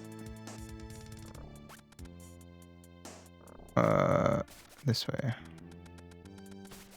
Punio. At this point, I think I'd rather you just die so that I don't have to babysit you. Oh my god. Come on.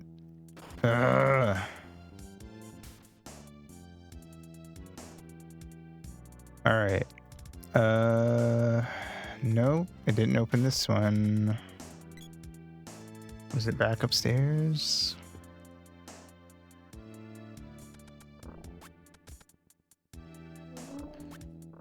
To the right?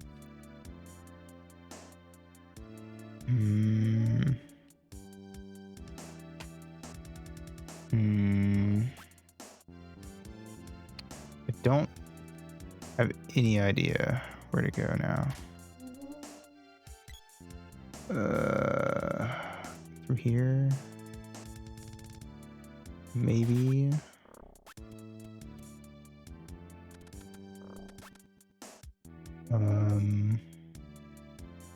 There. Okay, it opened the stairway. Okay. Survive Emmy.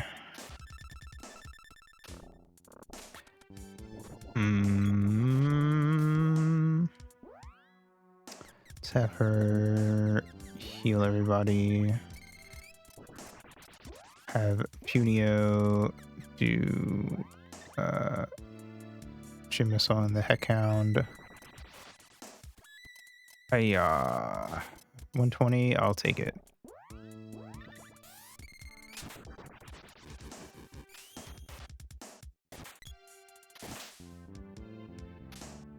Don't fucking do it again.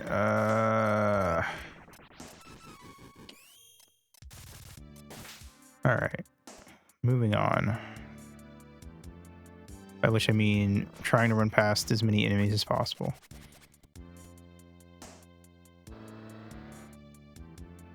Okay, now what?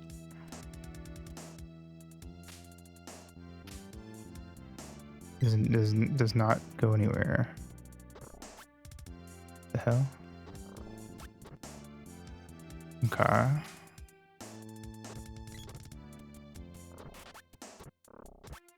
Well, that didn't do nothing for me. Not yet, at least.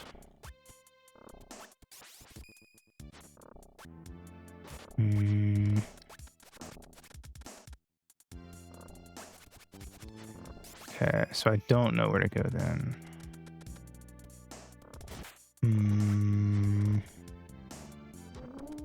Okay.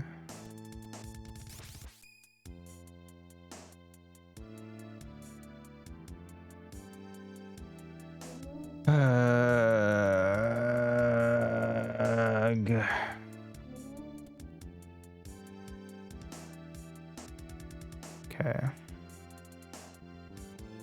It's got to be back downstairs then. Just don't know where.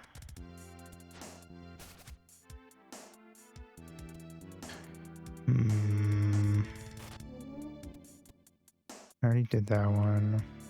Okay, we have to go back the other way.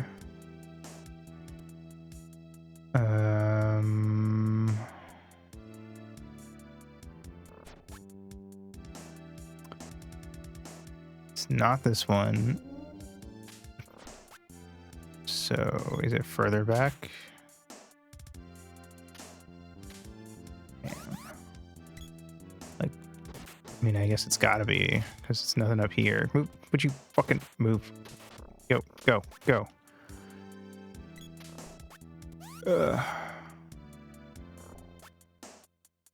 Okay.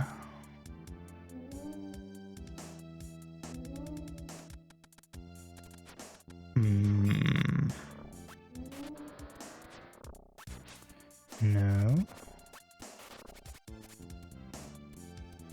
This is the entrance.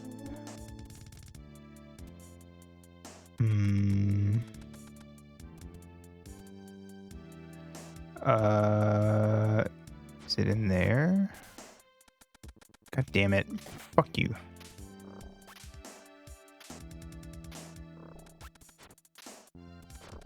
Come on. I have no clue. It was not back here, and then I have no clue where we're supposed to go. Fuck off. Video. Okay. Okay, I did not do this room. I was supposed to do this one earlier, I bet. Okay.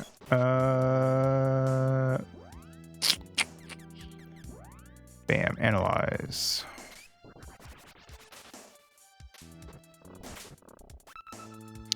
Undyne. Okay, so it's probably freeze.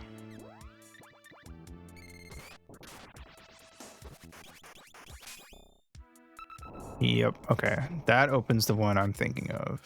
Then. Or the one I was trying to figure out how to open earlier.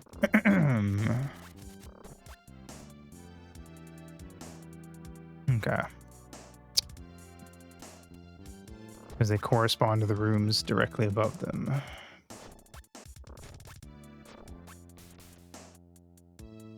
Bop, bop, bop, bop. Come on. Nope. Undyne. Pure water. All.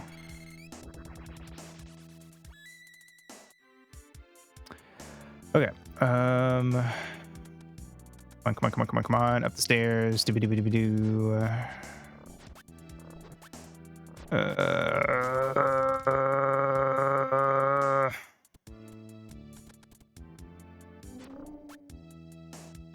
Okay. Thankfully, that animation, when you get close to one of the things you can use to whip across, it like summons your party to you. Punio, how did you even wind up over there? He's like stuck in the void, and I can't hit this. There we go.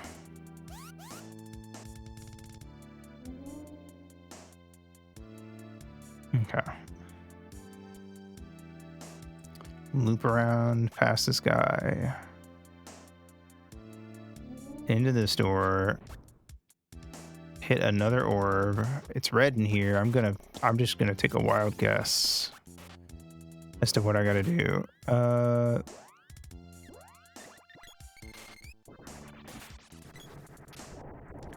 Wow. Alright. If that doesn't do the thing that I thought it was gonna do, I will be sad and upset and mad.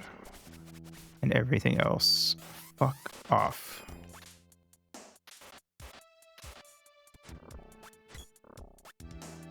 Okay. Run down.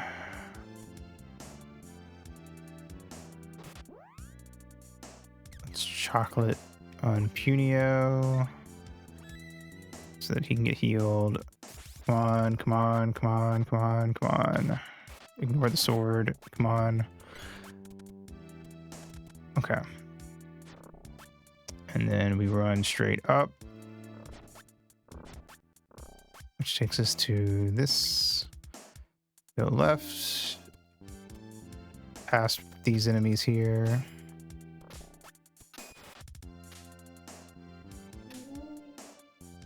Can we rush past them, maybe? Kinda, sorta, not really. Okay, come on. Alright, and then we loop around, and it should open up something on this side, which takes us to... No, it does not. What the fuck? Okay, now what?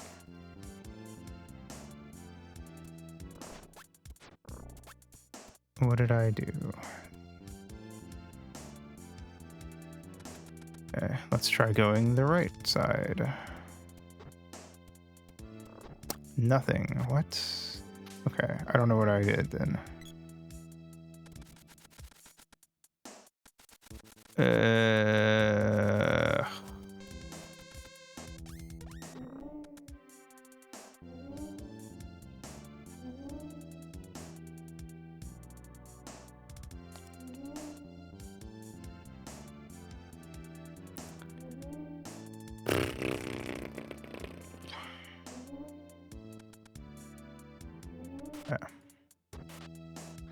Well, there's got to be something on this floor that I missed then. Did I go in here? Yes. Did I go down here? Think so? Yeah. Okay. We need to go up here. No.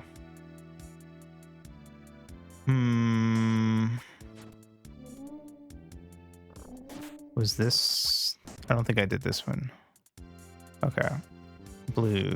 Wait, no, we did because it's, or maybe not. I don't know. Let me see. Analyze crystal orb. Cool. Shade. Okay. No, we did not do this one. Dark Force. Ow. Don't stab me. I'm busy. Okay. That I'm hoping did what I wanted it to do.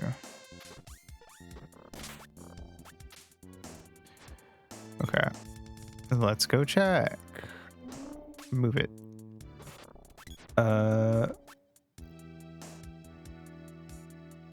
Okay. Not what I meant to do.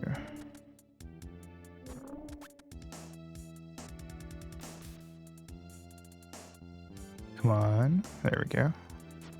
All right. Up here. Come on, come on, come on, come on, come on. Okay. Did this open anything? Yes, it did. Cool. Progress has been achieved finally.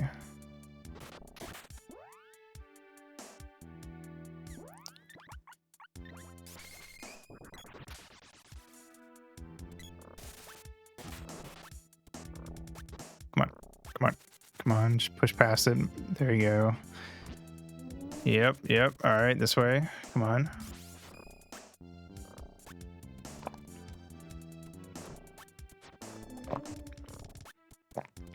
Yep. All right, just ignore him.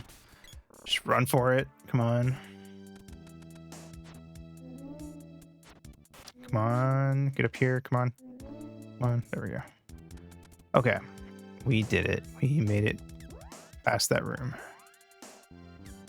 Wahoo. Okay. Now what the fuck? Ugh. Okay. Switches. What do? They open up paths.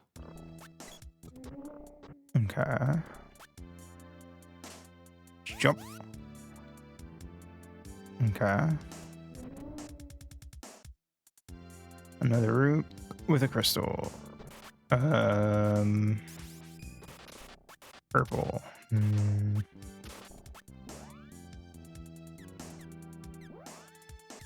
What would we not used? I don't know. So I'm just gonna analyze it. Bam.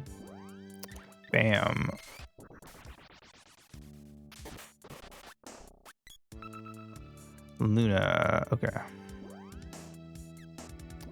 Was kind of thinking that, but I wasn't sure. So, moon energy.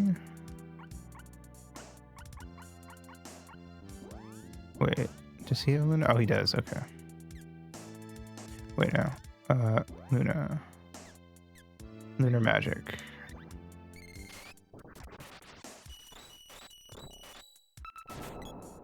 Heard a distant sound somewhere. Who knows what that did?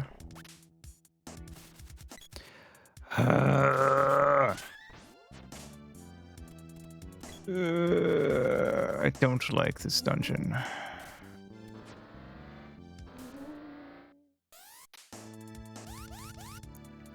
It has long since overstayed its welcome. All right. Do a heal.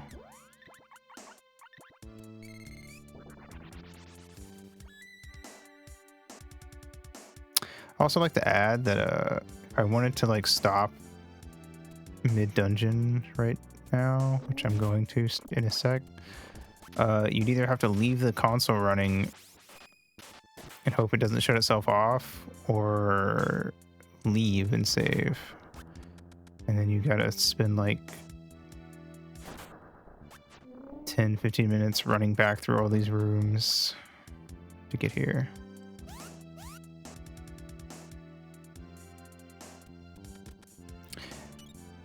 Minimum of 5 minutes, and that feels like a lot considering we've already done all the puzzles. Oh, it's these motherfuckers. Or it's one of them.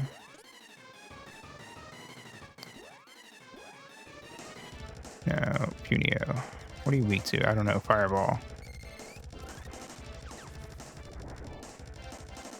Good enough.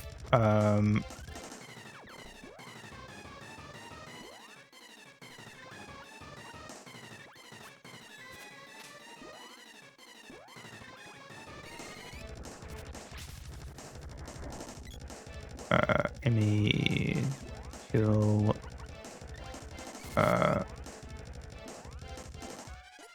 Okay, is he dead?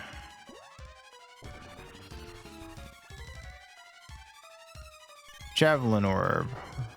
Neat. I don't use the javelin, so I'm not worth leaving for or anything, but I mean, hey. Okay, well, I feel like after beating that guy, maybe a good time to stop. So I'm going to save state and end here.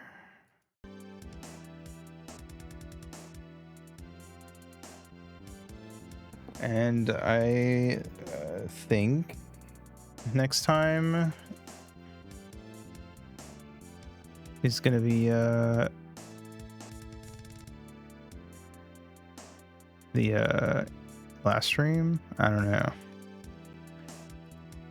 I feel like we have to be pretty close to the end, but we'll see. That'll be on Sunday. Tomorrow, unless something comes up, it will be Monster Prom with V and probably some other people from Just Friends.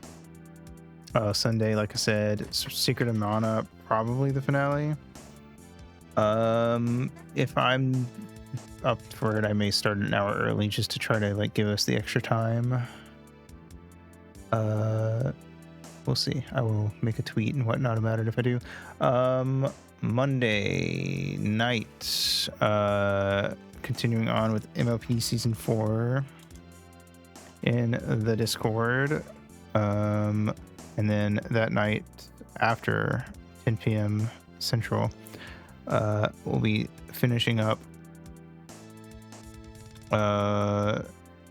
the ASMR reading of The Little White Bird. Also, you're welcome. Like I said, I am always down to answer questions, so feel free to ask. Because I definitely forget how much of this stuff I have picked up over the past like 20 years. I say 20 years because I feel like anything I knew prior to age 10 I was just coincidental / pure luck. I don't know.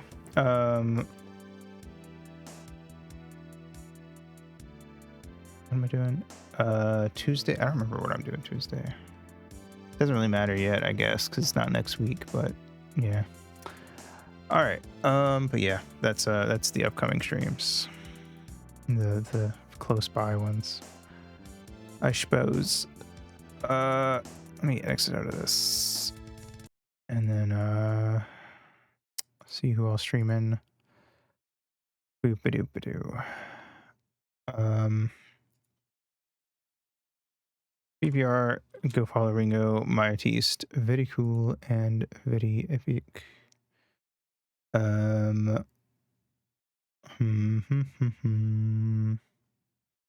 think we will read into Avery, who's doing Power Wash, which I think was what they were doing last time I raided, so that's kind of funny. So that'll be cool. Anything else? I don't think so.